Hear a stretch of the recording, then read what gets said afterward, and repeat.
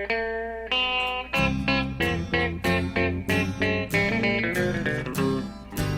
out there, we're on the air, it's hockey night tonight.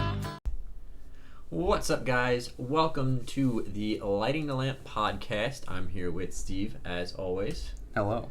And this is going to be our quarter mark podcast. Most teams by now have reached the 21 to 25, 26 games played mark.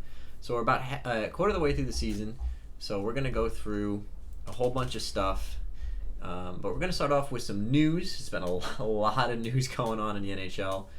Not a lot of it good. Let's start us off. What do we got? So I think off the top we should talk about, briefly, we should touch on the Robert Bertuzzo suspension. And then we could talk about, and to wrap into that, we could talk about the player safety with what the hell, who was it? He got suspended for elbowing Rasmus Dahlin. Oh, that happened today, yeah. He got 2 games for elbowing Dahlin. But Bertuzzo got 4 games for cross-checking Arvidsson, but Arvidsson's now out 4 to 6 weeks with a lower body injury. Dahlin is out indefinitely with a concussion. Yeah, so I think... I really think the point to make here is that, I think player safety is really kind of on the hook here for this. It was Eric Chernak. Yeah, Eric Chernak.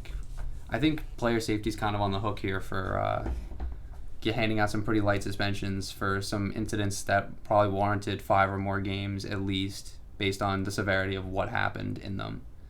Well, I mean, if you look at what happened with Robert Bortuzzo, right? Arvidsson goes hard in the net, and Bortuzzo dumps him into the net. Right. It's a penalty. I mean, he was going to get interference, I believe. Or cross-check, something of that nature, yeah. But, I mean, at that point, play's over. You made your point. You made an attempt, right? You were like, don't go near my goalie, give him a cross-check, fine. You made your point. It's then when Bortuzzo looks at the referee, realizes he's getting a penalty, and then not only cross-checks him in the back, but he comes kind of down on him, so it's like he's hitting his spine and going downward. He pretty much crushed him like a slinky. Right, and it's that's not hockey. He's on his knees, he's trying to get out of your net, and you just crunch the guy from behind, for no reason. And it's, like you said, it's not a hockey play. The puck's not even anywhere near them at that point. It's stupid. And Arvidsson, when he gets hit, you could see how bad it was, because Arvidsson springs up I don't even know, he shoots straight up in the air and folds up in the most awkward way I've ever seen, because I mean he just took one of the most brutal cross checks to his spinal cord. It's if you want to rough a guy up for going to your crease, that's fine, but let him get up and then challenge him. I don't have per se I don't like the first play, right? I'm not gonna sit here and condone the fact that he just bulldozed him into the net. I'm not gonna say that's great, but to be fair, it's a hockey play. The puck was coming to the net, it's in the context of the flow of the play. Yeah, and did Bertuzzo go overboard and throw him into the net the way he did? Yeah, I mean, could he have just pushed him down or came through and hit him? Yeah, sure, but whatever. He made an attempt. He made what he thought was an attempt on a play at the front of the net, and he threw him into the net when he didn't have the puck. He got the penalty, and instead of just taking the penalty and skating off the ice, which most normal people would have done, he then sees the referee, argues with the referee, and then in an attempt to somehow justify what happens, tries to kill Victor Arvidsson as if it's not going to make things any worse. Well, like I said, if you have that big of an issue with the play that Arvidsson made, let him stand up and challenge him like a man. Yeah. And then if he says no, then you can give him not the cross check, but the guy. I think these guys do you touch him with your gloves and you just shove him, right? You give him the 2-hand touch and you just shove him down to the ice. That's is it stupid? Yeah, but at least then you gave him a chance. You're do you want to do something about this? He's also not defenseless in that situation. In this case, Victor Arvidsson is completely oblivious to what's happening around him. He's facing the net, and then all of a sudden there's a stick in the lower third of his spine. Yeah, he's literally trying to get up. He's tangled in the net trying to stand up. And then I think to make it all worse, he gets to after he gets cross-checked, he gets to try to skate away, and Jordan Binnington then gives him an extra shot. Yeah, he punched him in the back. And it's this man is already Batman to be fair, when he got his back broken by Bane. He can't feel anything. To be fair, to Binnington, I don't think Binnington really saw what was happening because he was watching the puck, so I don't think he really understood how bad Arvidsson was actually hurt. Because I think if anybody knew how bad Arvidsson was actually hurt, they wouldn't have just given him an extra shot. But I mean, Bertuzzo had it coming, and I really think this should be like 5 or more. I think this should have been at least 10 games because it's an intent. There's no like context of hockey, and it's an intent. He was just trying to hurt him. Like you said, if you give somebody a cross check when the puck's coming to the net and they get hurt, like that's tough. But that's also just hockey, you know. Yeah. But this is literally just, I'm out to hurt somebody. The play I think is like out at the blue line at this point. Like there's literally not a single other player from any of the other teams even in the frame. Right. Nobody's near him. So it's not even like the play is coming there or the play was just there. The play was there. He hit him, threw him into the net. The play moves. He makes eye contact with the referee. And then in some sort of, like, I don't even know, like asserting his dominance. Total, like, lapse of intelligence. He just attempts to, like, kill Victor Arvidsson in the net. It's just, it's a stupid play. And there's no, like, you literally, like, in your player safety meeting, how do you defend this? I don't know. Like, there's like, no what defense. Do you justify? Yeah. So, I agree with you. I think that this should have been an example of, like, if this is the stuff they want to get out of the game, I get being passionate and, you know, throwing your weight around. But this is literally just an attempt to injure somebody. He did. Arvidsson's out for 2 months now. Do we really want this stuff in our game? Because think about it. Victor Arvidsson's one of the better players on Nashville. What's to stop somebody from next time McDavid goes hard to the net, just cross-check him in the back of the head? Or some random fourth-line plug cross-checks him in the back of the head and says, I'm going to get 5 games for it. Throws a knee, takes McDavid out. Yeah, exactly. Like, you're setting a dangerous precedent for stupid plays. And then, like I said, in the similar vein, the Eric Chernak injury, like, there was no context for that either. I think it's right off a face-off. He just straight up just elbows Rasmus Dahlin right in his face. And we've been trying to get headshots out of the NHL for at least 15 years now. Like, this has been the big talking point since at least 2010, if not earlier. Because the headshots in the game were so prevalent for so long. I mean, look at Scott Stevens and Eric Lindros. Scott Stevens on Paul Kariya. Like, some of those famous examples. Like, that was quote unquote part of the game when it really wasn't. And we've been trying to clean the game up because unlike the NFL, we're acknowledging that there's a concussion problem. I mean, not to take a shot at the NFL, but like, you know. It was really when Crosby started getting a lot of the concussions that, and again, I'm not picking on him, like he had nothing to do with that. But like the media exposure that was the catalyst for the game, like really the player safety being like, listen, like we should probably take headshots a little more seriously. Well, because to be fair, at the time, Crosby was the best player in the game. Right. So like you don't want to lose the best player in the game to injuries that you can prevent. Preventable injuries, right? Like if he blew his knee up trying to stop, or he got hit into the boards wrong, blocked a shot, like then you're like, all right, well, it's hockey. Like he went wrong into the board, separated his shoulder, like okay. But like when he's out there getting absolutely like just annihilated by guys trying to hit him in the face with an elbow, like that's different. And now, like you said, Dahlin's out indefinitely with a concussion.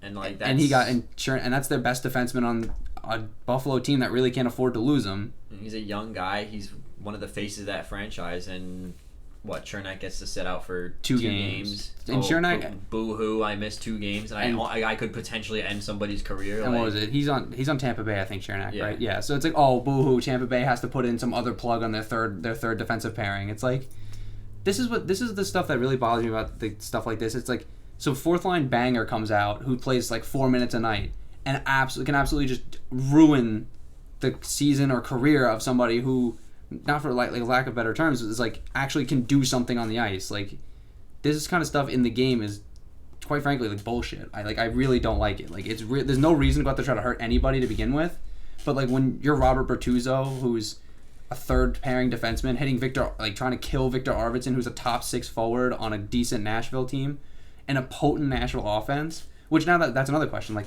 what did he just do to Nashville? Because like this has long-term ramifications. It's 4 to 6 weeks, and Arvidsson last year was a 30-goal scorer for them, and he only played like half the season.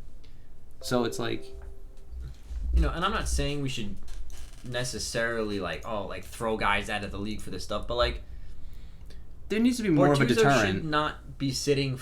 You know what it is? I think in a lot of it, something that would maybe cut down on this. I don't know if this is just me spitballing. I'd have to really logic this out, but maybe there should be a clause in it that says, hey, if you have a play that DPS determines is just a play to hurt somebody and that guy misses time, you miss say whatever they suspend you plus half the games the other guy missed.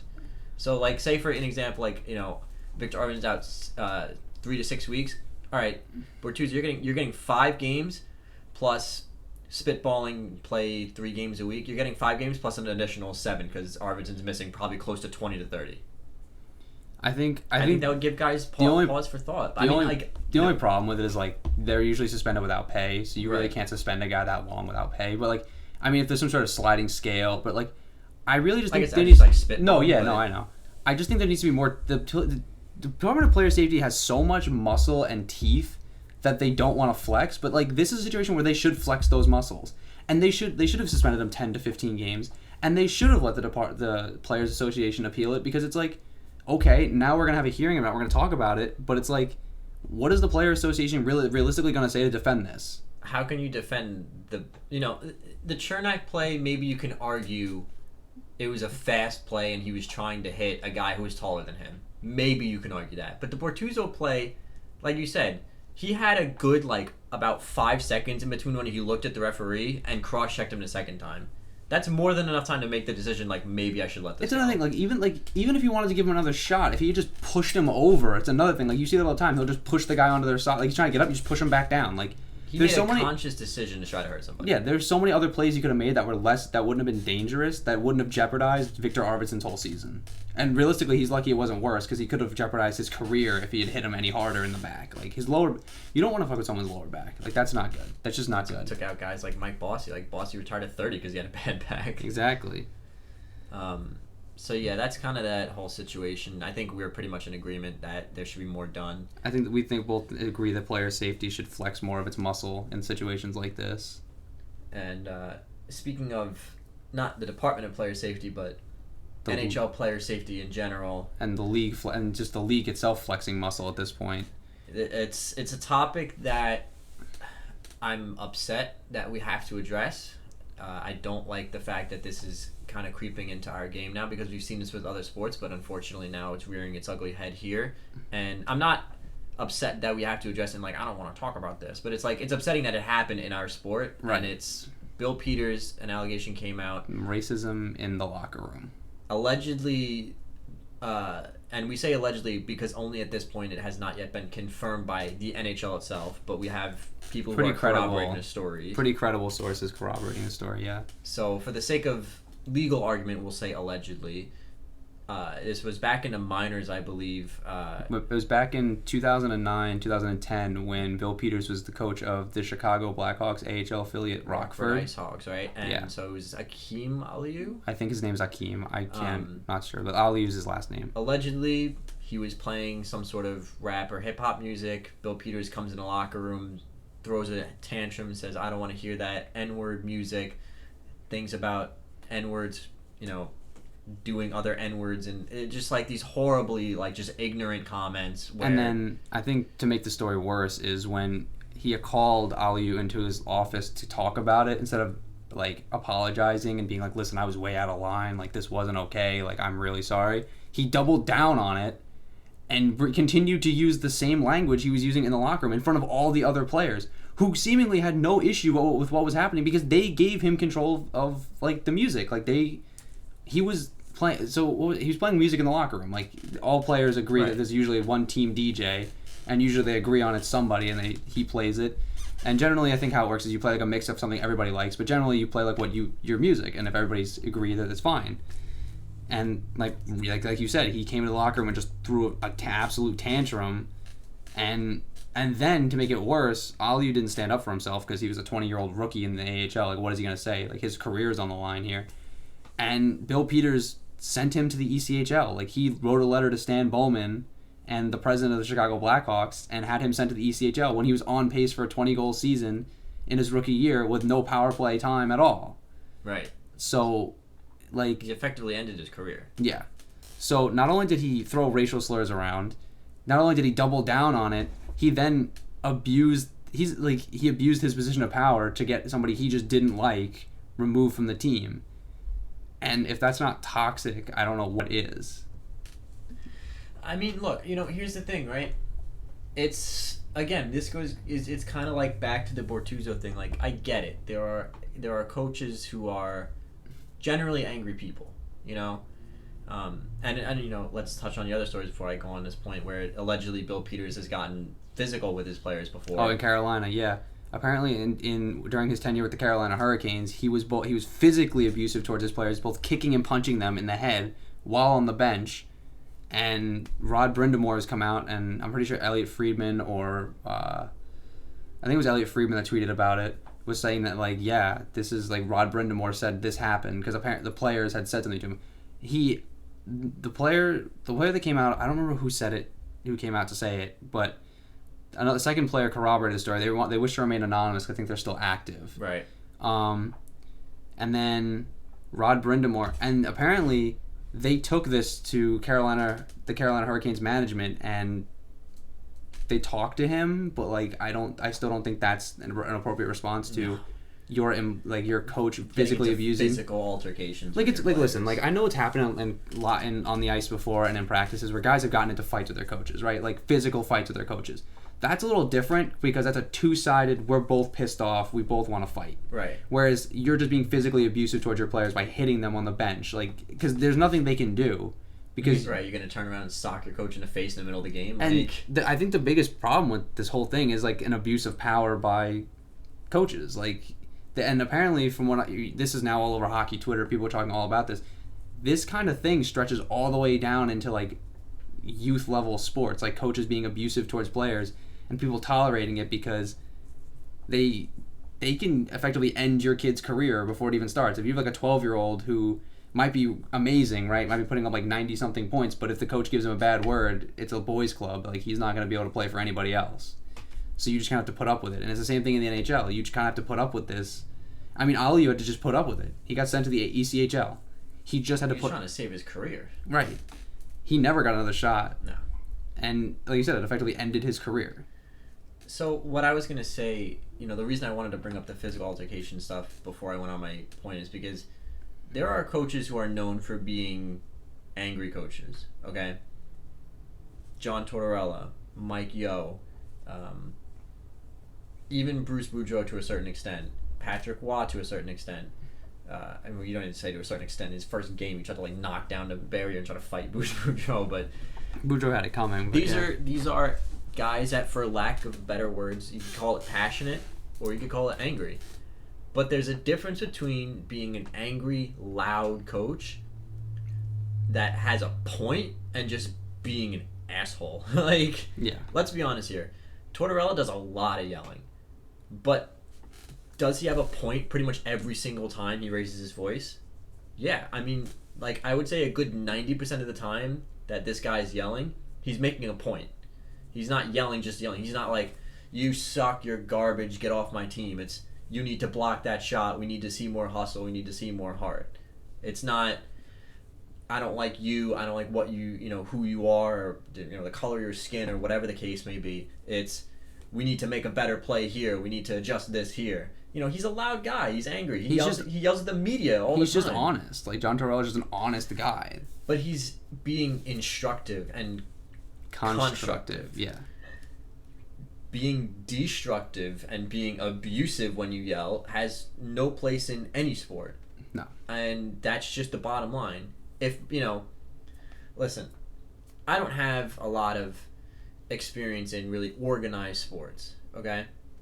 But if I could take my professional experience into consideration, if you're going to get mad at me and you want to raise your voice to me, have a point.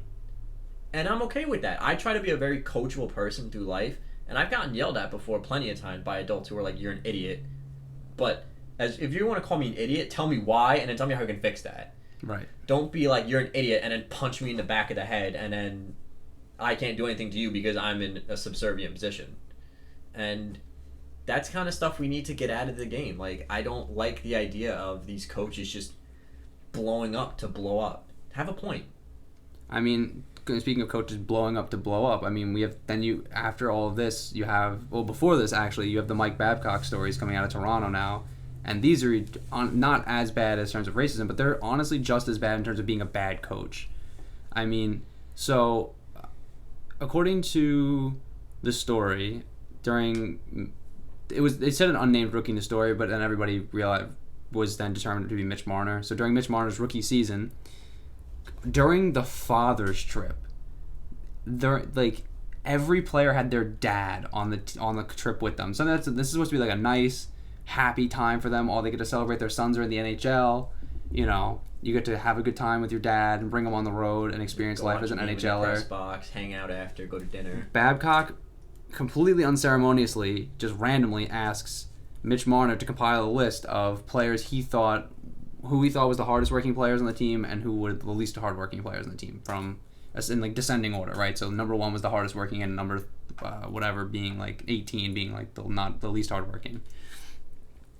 And instead of keeping that between the two of them as some sort of weird coaching tool that like I don't know why you would do anyway, he then decides to share it with the entire team in front of their fathers, and he outs Mitch Marner as the one who made the list, but he doesn't out Mitch Marner as being the one who made the list under the duress of the coach telling him to make the list, because otherwise Mitch Marner wouldn't have done it. There's no winning the situation for Mitch Marner to do it. And so that soured the relationship between Marner and Babcock. And to be honest, I can see that having tainted the contract talks between Mitch Marner's camp and Toronto's camp, because he probably didn't want to play for Mike Babcock anymore. Because if you're gonna betray the trust of your players like that in such a flagrant fashion for seemingly no gain at all, it's one thing if you call a guy out, right? Like, hey, you're not working hard enough in front of the team, but you're doing it in a way that's constructive. Like, you're not working hard enough. I need to see more out of you, something like that. Constructive. You need to make a better play there. You need to shoot more. You need to block that shot. Instead of like, you're just not a hardworking player. And Mitch Marner doesn't think so either. Well, here's the problem that I have with this situation. So, I know last week we both went to bat for Mike Babcock in the Toronto situation. And I stand by my opinion that Dubas did not do right by Mike Babcock. I stand by that opinion. And I stand by my opinion that Mike Babcock is still one of the best coaches to have ever coached in the NHL. But if you notice, neither one of those statements have necessarily said that he's a good person. No. And none of those statements have ever I have never said that he's a player's coach, because he's not. Almost everyone that has played for him has disliked him. I mean, he's like Ken Hitchcock in that way. Nobody likes Ken Hitchcock, but he wins hockey games, so teams kind of put up with it. Right. So I don't really see this as like, oh, you guys are like being flaky now, but it's like, no, like Babcock deserves to be called out for this. And the problem with this is there's a level of respect if your coach calls you out. If he goes into the room and says, just pick a guy on a team, hey, Bozak at this point, or was Bozak on a team, whatever. Yeah, Bozak was him and Nazem Kadri were listed as the 2 least hardworking players on the list. Bozak, listen, I think I need to see more out of you. I want to see you skating more. I see you gliding a lot. Let's see some strides up and down the ice. I need that 200-foot game. Fine. Totally okay with that. Even if it's in front of the team, is it a little embarrassing? Yes, but fine. It's constructive. Here's what I don't like. Here's what I'm seeing that I don't like. Here's how we can fix it. I don't like the effort. What I'm seeing is gliding, how we can fix it. Let's see strides 200 foot up and down the ice. Fine. The problem is when you make a rookie do this, he can pass the blame off. Oh, I didn't say this. Mitch said that. He's passing the buck. And it's like, dude, you're the coach. That buck stops with you. If anybody should be calling out players, it's you. It's the leadership group and the coach. Right. So it's like for you to this is a way for Mike Babcock to protect himself. It's like, oh, well, Mitch said this. So it's, I agree with it, but at least Mitch is taking some of the heat off of me. And it's like, that's like such a shady way to do things. But what was nice to see in the story, the whole situation, was that Matt Martin, a veteran in the league, went to bat for the rookie. He came in and he went into Babcock's room and said, "This is ridiculous. This you should," and because it became very clear that Mike Babcock made Mitch Marner do this. There was no reason that Mitch Marner would have done this on his own, because what does he have to gain? Marner was in tears in the locker room over it. He would have been literally brought to tears. He would have been. He's a rookie. What is he going to do? Poison every relationship he has on the team? Right. There's no gain for Mitch Marner to be doing this. So it became clear that the coach was the one that had him do it, and Matt Martin, being the good teammate that he is, and honestly the leader he is, went to Babcock, and he had to be physically restrained from Mike Babcock by Leo Komarov. Uncle Leo had to break up a physical altercation between Mike Babcock and Matt Martin, because that's how. And I think that's kind of where you can start to see that disconnect between the players and the coach, because I just don't think that coaching style has a place in the NHL anymore. Being abusive to your players to get results is not going to work. And it's not like you say, oh, the players are getting soft. It's just like, no, we just want to be treated by respectable human beings because we are. There's no reason to degrade me in front of my teammates and my peers and make me look like some sort of I don't know, asshole who, not just calls people out as a rookie. Not like makes me look like not a team player just because you don't want to take the heat as the coach and because you want to insulate yourself from the blowback, which it didn't work anyway because the blowback ended up all on Babcock because the locker room pretty much revolted. But it's just stupid. And the craziest part is Bill Peters has a long track record of coaching with Mike Babcock. He's in the Babcock coaching tree. So is this what the Babcock coaching tree is like? Has he just bred a lineage of abusive coaches who seem to not really care about what their players think about them as long as they win games? I mean, who else is in that lineage? I mean, Jeff Blashill. But Jeff Blashill seems to be way more level-headed. Right. I mean, I haven't heard any horror stories, and players seem to like him. I think ultimately what it comes down to is, I think coaches could get away with this back in the day. I don't even think it's necessarily that players are getting softer nowadays. I don't agree with that. I think one of the reasons that they could get away with it back then is just because, for better or for worse, in a situation worse, there wasn't as much media coverage on the game back then. There were also less teams, so there's less opportunity. So you kind of had to if you had a job, you kind of had to just keep it. And, for better or for worse, with less media coverage, specifically, there's going to be less media coverage about the internal operations of a team. A place like ESPN is not going to cover a story about the internal operations or the day-to-day operations of the Toronto Maple Leafs. They're going to show you the scores, and that's all they're going to care about, which is kind of the way that hockey was for a long time. I mean, back before the league really took off, it was you'd get a mention every once in a while on like SportsCenter, like, oh, this score, right? Like, whatever. I mean, it was hockey was super regional up until like recently. Yeah, so like there wasn't a lot of coverage. So stuff like this just kind of got shoved under the rug. Like, it was just like, all right, like, let's push this story away, or it didn't get reported at all. I think that's part of it, and I think another part of it is just that players are starting to realize, like, they don't have to take this kind of stuff anymore. I mean, back in the day, you would get, sent down, and your career would basically be over, because, like, the AHL wasn't what it was. You'd get sent to some, like, random, like, mid-tier, like, junior league out in, like, Saskatoon. You'd, like, never be heard from again. And now there's so much opportunity for players to like self-market and self-brand, and they can be like, listen, like, I don't have to take this anymore, and players never should have had to take stuff like this because they're people. A lot of people seem to forget that, like, players are human beings. Like, they go home to their family, like their wives, their kids, and like if you're mentally destroying like some 19-year-old kid, like, you're gonna ruin his life, not even on the ice but off the ice. Well, yeah. I'm really surprised that, like, after hearing all these horror stories about guys like Babcock and Peters, that the Player Association hasn't done anything to step in before this point. Do you think the Player Association, which is run by the players for the players, it is literally their union, would go to bat for this? And it's seemingly like the Players Association has said absolutely nothing on any of these charges. I mean, granted, the Aliu allegations, he wouldn't have been in the NHLPA because he was in the AHL, but I'm pretty sure the AHL is a players' association that you join. So, but he knew that the party that seems the most interested and the most wanting to flex the most muscle is the actual league itself. The National Hockey League has stepped in and issued statements, and it's going to the office of Gary Bettman. Like, it's going to the commissioner's office.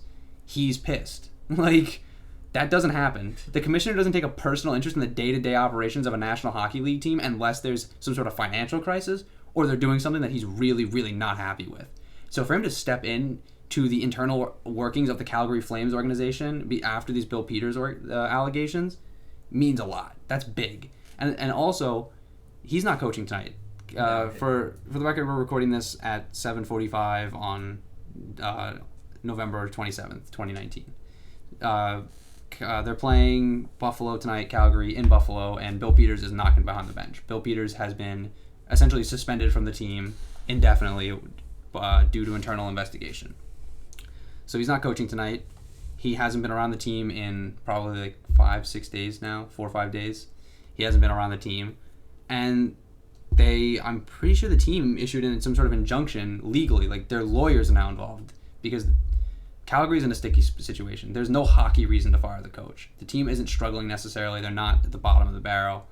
So there's no like hockey reason to fire the coach. So they have to find a legal way to actually separate themselves from him and fire him.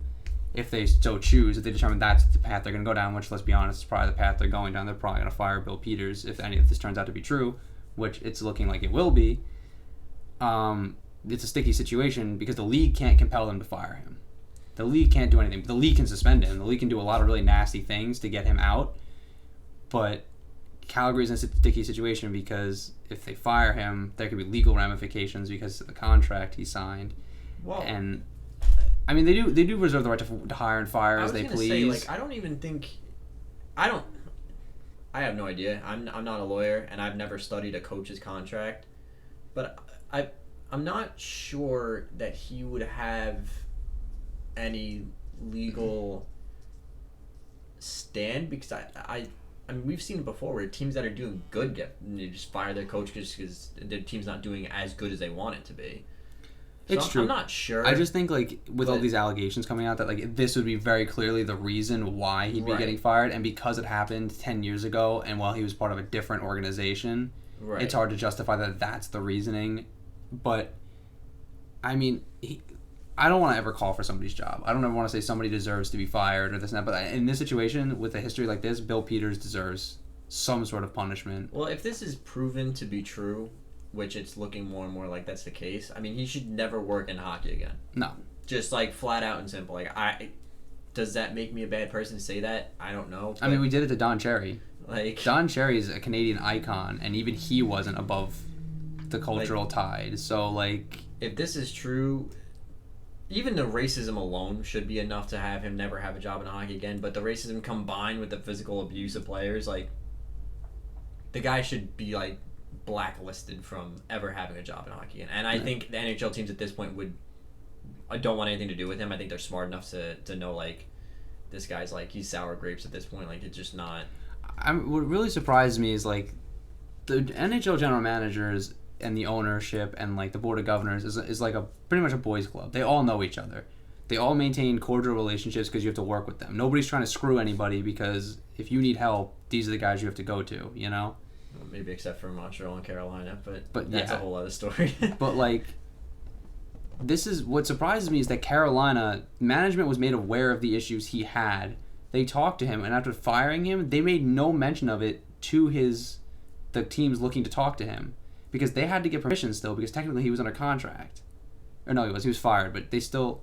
I mean, you would reach out to the other team and be like, hey, well, what was he like in the locker room? Because you're not going to just hire some guy based on no recommendation at all. You would think that they would ask these kind of questions. Yeah, like, oh, how is he towards his players? And you think if Carolina was made aware of the situation, then Carolina would be like, well, you know, there's been some issues and they're not great. Even if it wasn't proven at the time, you could say, like, you know, we've had not just one but multiple complaints of XYZ. Yeah, and it's like we had to handle it internally. Yeah, which I think, just to kind of put a bow on it, I think we both agree that A, if this is found out to be true, Bill Peters should never work in hockey again. Right. B, if you're going to be an angry coach, have a point. Don't be abusive and just... Well, to tie into that, like, I coach, right? I coach a freshman team. The kids are mostly 16, 17, right? And I've been, like you said, I don't have a ton of, like, you know, experience being coached in organized sports, but, like, I interact with a lot of other coaches. I see a lot of the way other coaches coach, and I don't like yelling. I've never liked yelling. Like, and like you said, unless you have a point, there's no point in yelling because you're not doing anything. Being constructive and being helpful to players, being like, hey, this is what you're doing. It's bad. Don't do this. Do this. Is much more useful to a player because now they can go out there and do things. They're not afraid to make mistakes and get screamed at. Right. Rather than just being like, you suck, I hate you, and screaming at them like, I don't like your face, you know, like, that doesn't go anywhere. And I don't think that has any place in sports, going from children's sports, like youth sport, all the way up to the professionals in the NHL. Like, there's no reason to be like that. It just doesn't help anybody. It's not constructive. It just shows such a lack of respect for the people you're working with. Right. Because essentially you're their boss. Like, I was arguing with someone about this, not to like detour, but someone was talking about this, and it was an older hockey fan, and they were like, "Oh, well, players are just getting soft." And my point was to them: can your employer hit you? Could your boss walk up and punch you in the face? No. You know why? Because HR would fire them. So why should it be any different? So why can he get away with it in the NHL? Because they're professional athletes. They're still doing a job. This is their job. You're still a person. Like, at the end of the day, you're still a human being. Like they may not work a 9 to 5, but they get up every morning and go to work. This is what they do for a living. Like, you're in the gym, you're at practice, you're in players meetings, like you're traveling. Like, it's this a full time for like 4 months 4 to 5 months. How long season was like what, October to April, pretty early much. May if the playoffs go long. So for like, you know, a good 7 months out of the year, like this is a full time over 40-hour week job. And I think the disconnect people have with it, it's like, oh, well, they're making millions of dollars, and it's like, yeah, but it's still like you still deserve to be treated like a human being. Well, like, think about it like this. If there's, like, a movie star, like, if it came out that, like, every time Brad Pitt fucked up a line in some movie, he got socked in the jaw, like, people would be upset about it. Like... Well, I mean, yeah. It's just... Just because it's sports doesn't make it different. Like, you have to respect people, and I think that's really what this comes down to, is that there's been a disturbingly prevalent lack of respect between these coaches, so these specific coaches and coaches in general, and their players, and... I mean, I kind of understand where the disconnect in Toronto was now. Right. I can see the disconnect in Calgary, too, why they're struggling. Because why are you going to want to play for a guy like this? Well, you don't. If he's not going like, you just don't. like, if he's not treating you right, like, he's not treating you like a human, and he's being, for lack of a term, an asshole to you the whole time. He's just a miserable son of a bitch. Like, you don't want to play for him. Scotty Bowman was mean. People hated playing for Scotty Bowman. He was mean, he was demanding, but he was fair. And he won a lot of hockey games. People wanted to play for Scotty Bowman because they knew he was fair at the end of the day. He wasn't going to do things to them that he wouldn't expect they could do. He didn't ask more of someone than they could do. I think, and the difference is, like, Babcock and Peters don't understand that. They're really pushing players to situations that they really shouldn't, and putting players in situations that are really uncomfortable and should not be put in general at all anyway. Right. So yeah, I mean, it's just kind of one of those things where there's no place for it. No. There's no place for it in any occupation, and there's no place for it in hockey. No. And hopefully we'll have more definitive answers about these allegations come next week, and we can kind of wrap a bow on it and hopefully get this kind of stuff out of our sport. Because it has no place in any sport, but... There's no place in any workplace, period, and I think that just is the way to put it. So that's kind of that. So to move on from that, we're going to talk about some quarter mark stuff. And if you haven't figured it out by now, this episode is going to be long. So go get some popcorn or a drink or whatever, because we're going to hit the ground running here with some quarter mark stuff. I guess we can talk about league leaders, how the teams are doing. I know we're going to do a segment, 3 surprises, 3 disappointments.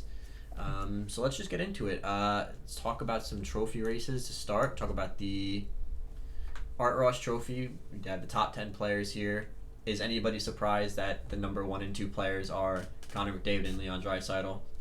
I mean, if you're surprised by that, I think you haven't been paying attention in the last 3 years. You live under a rock. I mean, your Hart Trophy favorites are number 1 and 2 in league scoring right now, Draisaitl and McDavid. And they're number 1 and 2 in assists as well. And number 2 and 4 in goals.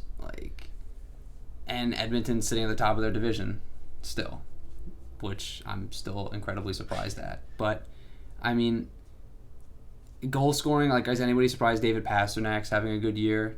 I mean, he's a 40-goal scorer regularly. He's on pace probably for 50 now, but he probably slow down and hit 40, 45. But do you think this is the year that Ovechkin loses his Rocket Richard Trophy? Yeah. He's 8 goals behind Pasternak at this point in the season. I mean, he'd really have to catch fire to catch him.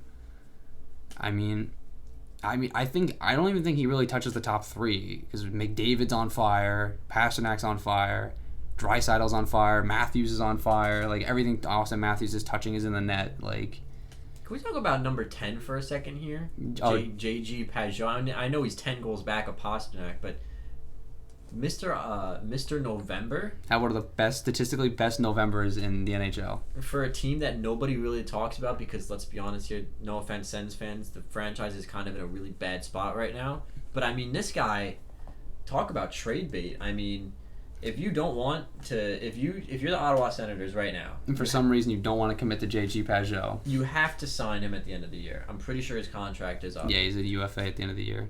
And he's not old. I mean, he's only like 26, I think. let's see. Do a quick Google. I should have Googled this earlier. He's 27 years old. Okay. Let's just throw this out there. What are you doing with Pageau at the trade deadline? If I'm the Ottawa Senators, Right. I mean, you have to keep him, right? Like, you don't have a lot of pieces. You really don't have a lot of bright spots in this roster, to be honest. I mean, you have Kachuk. You have Shabbat. Kachuk, Shabbat, and Pageau, maybe Colin White. It's like you have some bright spots, and you have some guys in the pipeline that you're excited about. But like, where are you gonna get? Like, he's got 13 goals. He's scored pretty much 13 goals in November. Yeah. Like, he's on fire, and he's been a goal scorer. He's been a good goal scorer for them in his career. Like, in his career, he's been very good against them. I mean, he scored 4 against the Rangers in the playoffs that year. I just don't see like a hockey reason to get rid of him. But if you're really going to trade him, I guess you trade him now. Either you wait to the deadline and trade him because hopefully his value is still there, or while he's red hot, you just move him because. Well, I was gonna say, so to play the other side of the aisle a little bit, I would not be surprised if they trade him, specifically because he's 27, he's in his prime, and this team, let's be honest here, as many pieces as they might have right now, the team's probably not going to be ready for deep playoff runs for another 3 years, which at that point he won't be old, he's 30 years old, right? Yeah. But do you really think you're ever going to get more of a return for a guy like Pageau than you are right now? I think that's the question you have to ask is he ever going to be this hot ever again? Yeah.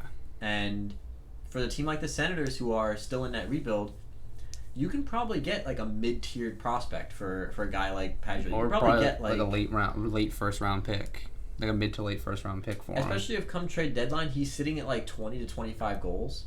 Like, you know, you can probably get like a guy like a Kiefer Bellows type prospect. Yeah. For a guy like Pageau at that point, having a career year, 27 years old, probably isn't going to ask for that much money. Let's be honest, at his contract, especially if they get him to re-sign a team-friendly deal.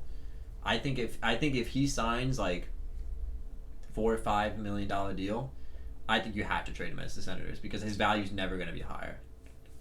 But again, like you said, the Senators are also a business. You have to give people a reason to come and watch your team. And if these pieces that are progress faster than they think, yeah, maybe next year this could be a playoff team. I mean, especially in a division where you never know what you're going to get out of Montreal or Buffalo at this point, or apparently either Tampa Bay at this point. You don't know what you're getting out of these guys. Maybe next year they make a playoff spot. I mean, it's possible. I mean, they're not close to one, but they're a lot closer this year than I thought they'd be to a wild card. I mean, they're ahead of the Tampa Bay Lightning, I'm pretty sure. Or they were for a minute. I'm pretty sure they were like 2 points ahead of the... No, Ottawa's chasing them by... What is that? Like... I don't even know what Tampa Bay... Oh, 3 points. They're chasing Tampa Bay by 3 points. Right now, Ottawa sits at 23 points. The second wild card is 29, so they're only 6 points out of a playoff spot. Right. They're only 1 point back of the New York Rangers. A team that everyone thought was going to be pushing up until the last minute. Right. So it's like they're playing Put this well. in perspective. They're 3 points behind the star-studded Maple Leafs with a game in hand. So, I mean, yeah, I could see your point of saying, hey, keep this guy because you don't know. Maybe this team is going to grow faster than you think. Who knows what hits the free agent market July 1st? Taylor Hall might be there, and it's like, for some unknown reason, he wants to sign with the Ottawa Senators, and like now you add Taylor Hall to a mix, and it's like he single-handedly might carry a mediocre roster into the playoffs. He did it with the Devils 2-3 years ago when he won the Hart Trophy. Like, but I'm not saying that's going to happen. I really don't think it's going to happen. Taylor Hall, there's no reason Taylor Hall in the prime of his career is going to sign with the Ottawa Senators. Sorry, Sens fans, it's just the truth. Like, if you were a competitive team, it'd be a different story, but right now you're not, so that's the reality here. But I also want to talk about John Carlson for a second being 5th in the league in points. Yeah. This man has more points than Alex Ovechkin, Nick Backstrom, Evgeny Kuznetsov. Like, He's sitting at 36 points. He's got more points, to put it in perspective. He's got more points than Patrick Kane, Austin Matthews, Jack Eichel, and Artemi Panarin. Like, dude, like... He's got more points than Nathan McKinnon. And we shouldn't be surprised because he's such a good player, but he flies so under the radar because of how simple his game is. He's not flashy. He's not like a flashy in his prime Erik Karlsson who was like going, rushing up and down the ice and making, these sweet moves at the blue line and all this other stuff. Like, he's just a simple, like, get the puck, feed it to your guys, throw it on net for the rebound. Like, he's just effective. He's just very, very effective. He's so good in his own end too. He's not like a liability. Like, I don't know. When I was putting this list together, I was like, fifth in the league in points, dude. Well, John, he's obviously leading all defensemen in points. Like, I think that's our, like, I don't think it's any question to put him in our Norris Trophy leadings position. Yeah. Okay. So let's talk about that. So right now, Art Ross, do you think it's going to be one of either? I think Connor McDavid eventually takes over Draisaitl, but yeah, it's going to be either Draisaitl or McDavid. They're both going to hit like 120 points or something stupid. Like, they're on pace for like 180 something points or something crazy. Barring injury, totally agree. So Richard, you're counting on Pastrnak? Yeah, I think Pasternak's pace I think he's created too much of a gap. If Ovechkin was like 2 or 3 goals back, I'd say Ovechkin could catch him, but like, I think Pastrnak is just easy. I mean, especially in a kind of weaker division. Yeah. Ovechkin's playing in the Metro. He's playing in the Pacific, where you have teams like the Kings and the Ducks who are like, not so good. Pasternak's playing with the Bruins, so Pastrnak. I was talking about I don't know why I was thinking McDavid. Sorry. Yeah. Well, McDavid. I think McDavid, and arguably, like to be your point, could catch him. He's only five goals back, and McDavid's like. I'm convinced Connor McDavid gets on the ice and no matter what he wants to do, can do it. Nobody's going to stop him. Yeah. He wants to go out there and score 3 goals, he's going to do it. He's like a modern-day Datsuk, where he makes magic look easy. I mean, I don't think any player has been as dominant in his... Like, even Sidney Crosby wasn't that dominant in his prime. Like, Crosby was great, and he carried teams, but Sidney Crosby couldn't just go out there and do whatever he wanted. Crosby was also always more of a team guy. Not to say McDavid's not a team player, as in like the kind of player he is, but like the plays McDavid makes those plays happen.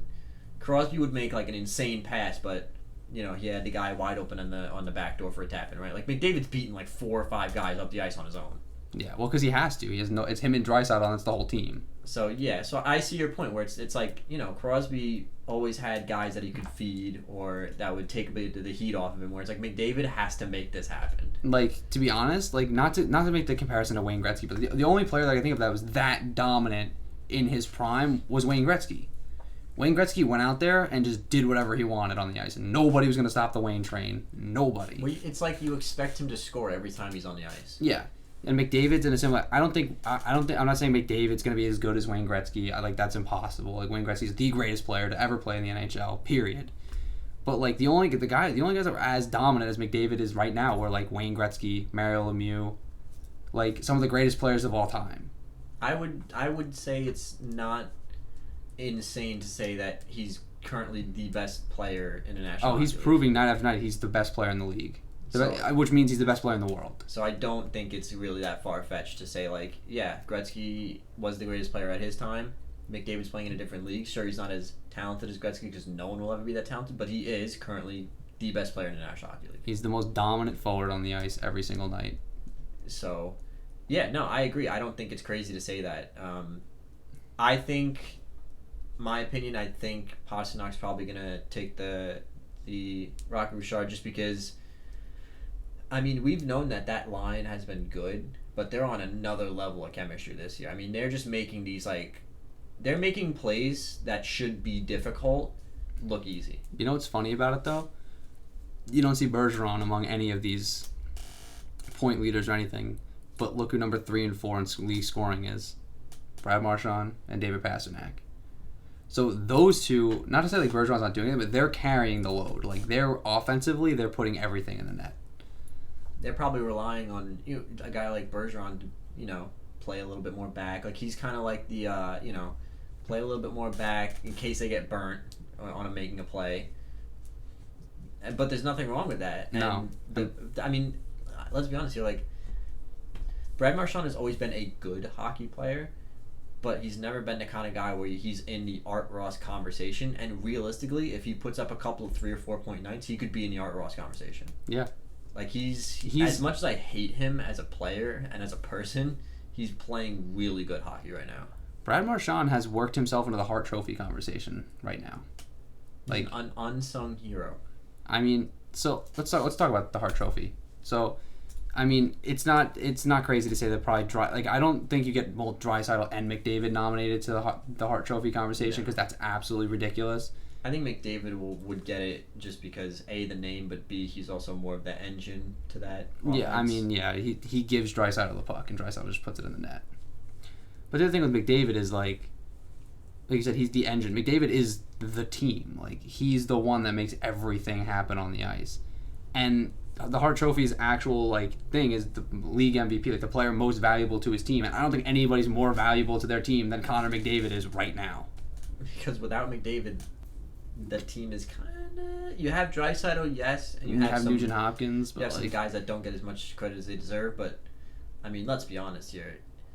It's not like, take Tavares off Toronto. They're still a great team. Yeah. You take, You take Marner off Toronto. They're still a great team. You take Stamkos off Tampa Bay. That's probably still a good team. You take McDavid off the Oilers. Not happening. No. That team is going to slump and slump hard if they lose Connor McDavid. And we're not wishing injury on Connor McDavid, obviously. I love watching Connor McDavid play every single night.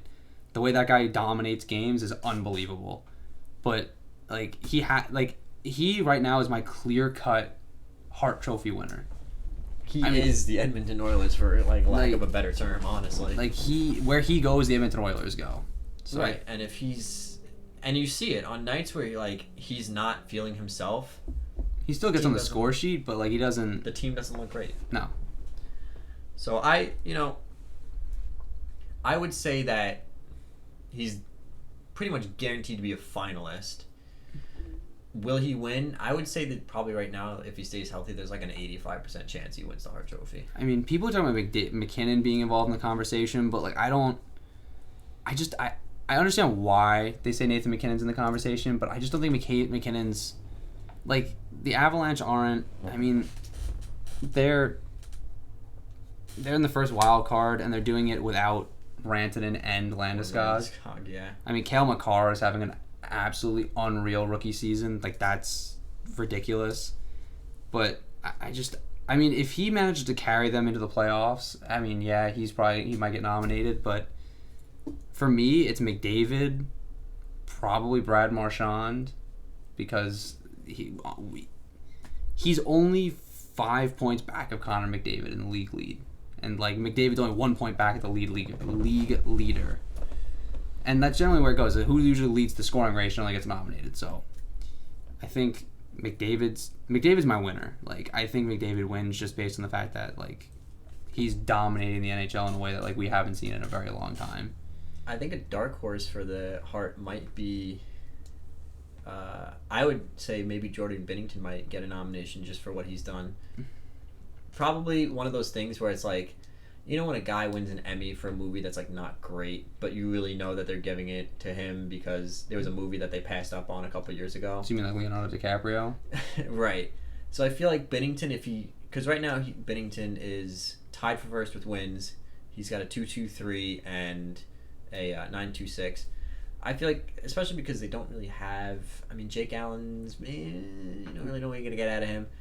I think he could be. I'm not gonna guarantee it. I'm not gonna put money on this, but I think I could see him being a dark horse candidate. But I agree with you that it's most likely gonna come down to either McDavid or Brad Marchand as the winners. Yeah, I mean, if Artemi Panarin somehow managed to drag the New York Rangers kicking and screaming into the playoffs, he might be a candidate. He might finish top 5 in balloting.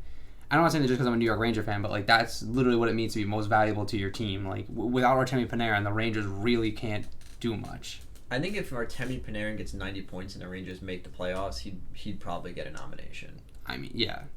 I mean, and right now he's on pace to hit 90 points. He's got 30. Right. He's got 30 points in how many games do the Rangers play? 25. What is it? 22. In 22 games, he's got 30 points in 22 games. He's leading the Rangers in goals, assists, points. He's literally the reason. he's the New York Rangers right now. Like he was on a 12-game point streak. I mean, I get to watch him every night, and the guy's absolutely unbelievable. Actually, with an up-to-date stat, he has 31 points in the season. He's now tied Patrick Kane because he got an assist on Zibanejad's goal in the first period against Carolina. It's really funny, actually, when you think about it, like in this. The New York Islanders don't have a single person up here for any of these stats. The Carolina Hurricanes have one person, Toivo Teravainen's tied for 8th in assists. You look at a team like the Florida Panthers, they have 2 players up here for assists, Barkov and Huberdeau. And Huberdeau's 8th in points. But it's like, it's really funny that a lot of these teams that are doing really well don't have these like explosive players tied to them. I mean, there's not a single guy from the Tampa Bay Lightning up here. Nope. And that's one of the star-studded teams in the National Hockey League. Well, you know, the teams at the top are really like they're playing very, very good team-based games. Like the Islanders don't have a superstar. They have Matt Barzal, who is probably. I would say he's elite, but he's not really a superstar yet. No, but like, he's good. I mean, he's great. But they're winning because they have a team concept. Whereas like, the Rangers have a team concept, but like having Artemi Panarin elevates the level of play that they might have been an okay hockey team to a slightly more okay hockey team. Well, I also don't think it's crazy to think that if Zibanejad wasn't hurt, he'd be up here at some point. He'd be up in the top 10 in points with the pace that he was on. Yeah, I mean, he had, 8 points in 3 games? So I don't think it's crazy to say that he would also be up here. To your point, where it's the Rangers have a lot of pieces that are playing extremely well right now. Yeah. It's not a whole team concept, but it's like a couple of guys are really elevating their game to the next level. And there's nothing wrong with that, because especially a team in a rebuild, like, you're not necessarily going to have a team concept in place when you're trying to play a bunch of rookies. Look at the Oilers. Like, let's not beat around the bush. The Oilers are kind of getting carried. Like, oh, hardcore. Okay, yeah. Koskinen has a 2.45 goals against average. Great. I'm happy for him. But his save percentage isn't up there. Like, let's be real here. The Oilers are getting carried offensively by 2 players. And, again, it's working. They're first in their division. You know what's really wild now that I'm looking at it? The stat, Eunice Korpisalo is tied for 2nd in the league in wins. Yeah, which I didn't... and here's the thing, right? So I gave Korpisalo... I didn't give Korpisalo a hard time. I gave management a hard time for kind of throwing him to the wolves and giving him a rookie backup, just being like, figure it out. Yeah. But I mean, I know his personal stats aren't fantastic, but he's still, he's doing what he has to do back there to win hockey games, and he's tied with guys like the likes of Carey Price, David Riddick. He's only one behind guys like Braden Holtby and Frederick Anderson. Yeah. I mean, Martin Jones is up there, and we all know how we feel about Martin Jones. But Martin Jones is to that point though. Korpisalo and Martin Jones pretty much have all their team's wins. That Right. backup that Columbus has not won a single game. Mirs Leakins, I think his name. Yeah, is. I think he's Swiss.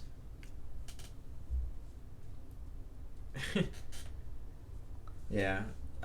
Panarin has 2 points tonight. Artemi Panarin has 32 points and is now leapfrogged Patrick Kane for number 7 in the league. I'm sorry, I'm very excited. I'm looking at the stats right now because the Rangers are playing. Yeah. So, no, I agree. I think, if Panarin can hit his 90 points and the Rangers make the playoffs, I think he'll be in that conversation. Yeah. He's a dark horse candidate for me. Talk about the Vezina. I think right now my Vezina pick would probably have to be, I think the finalists are going to be, if this pace continues, would be Jordan Binnington. I want to say probably Jordan Binnington, Connor Hellebuck, and Tuukka Rask, I think, would be the 3. Not taking anything away from Fleury, but he doesn't have the stats right now. See, I would throw Darcy Kemper into that conversation. I would throw Kemper in that conversation, but I think it's going to come down to The amount of games he's playing. Right. So, like last year, Robin Leonard got nominated, but everyone knew he wasn't going to win because he didn't have the starts. But I mean, guys like Vasilevsky was playing 62 games. But I don't think that's fair to him because that's not his fault. Right. He's winning the game. He's playing well and winning the games he's in. I mean, he's doing that right now. He's got a 2.38 and a 9.38, and for some reason, the Blackhawks are insistent on splitting time with Corey Crawford. I mean, Kemper is playing pretty much split time with. I don't know if it's splitting time. Like I think Antti Raanta gets traded this season because like he's also deserves the chance to start because he's also playing really well for them.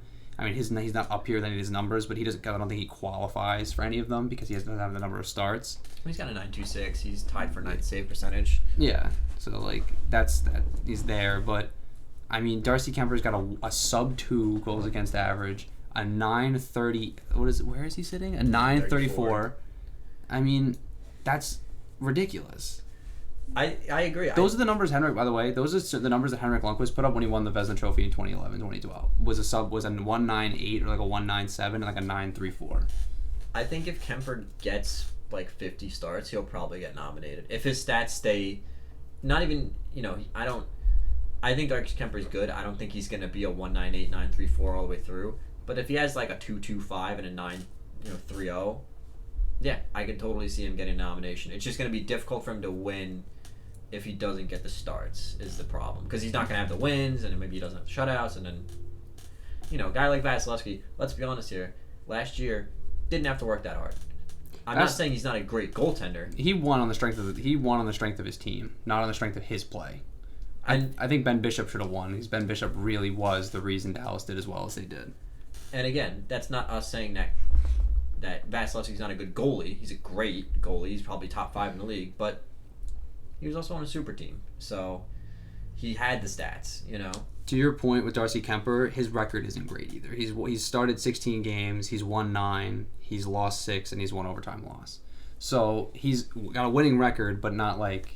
He's not blowing the league out. He doesn't have the 11 wins or anything, but, I mean, he's still got a 1.98 and a 9.34, which, again, I don't think is going to is sustainable through the course of the entire season.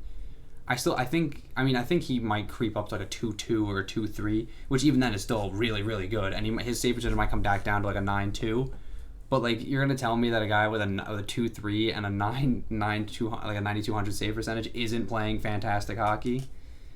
I think he's in the conversation. I don't know if he gets nominated, but I think he's in the conversation. I think he has to be. Well, it's like I forget who posted it. The NHL Sportsnet posted that like Thomas Greiss was like, fourth in line for the Vezina right now. And I love Thomas Greiss. He's got a 2.15 and a 9.30, and he's been fantastic. It's just going to be one of those situations where it's like, does he have the starts? Does he have the wins, I mean, and to your point, Kemper started 16, and Raanta started 9. Yeah. So it's not an even split, but it's still a pretty significant split. It's on pace to be, instead of like a 62-20, it's going to be like a 50-30. Yeah. And then it's like, then it's difficult to get your 30 wins out of 50 games. Yeah.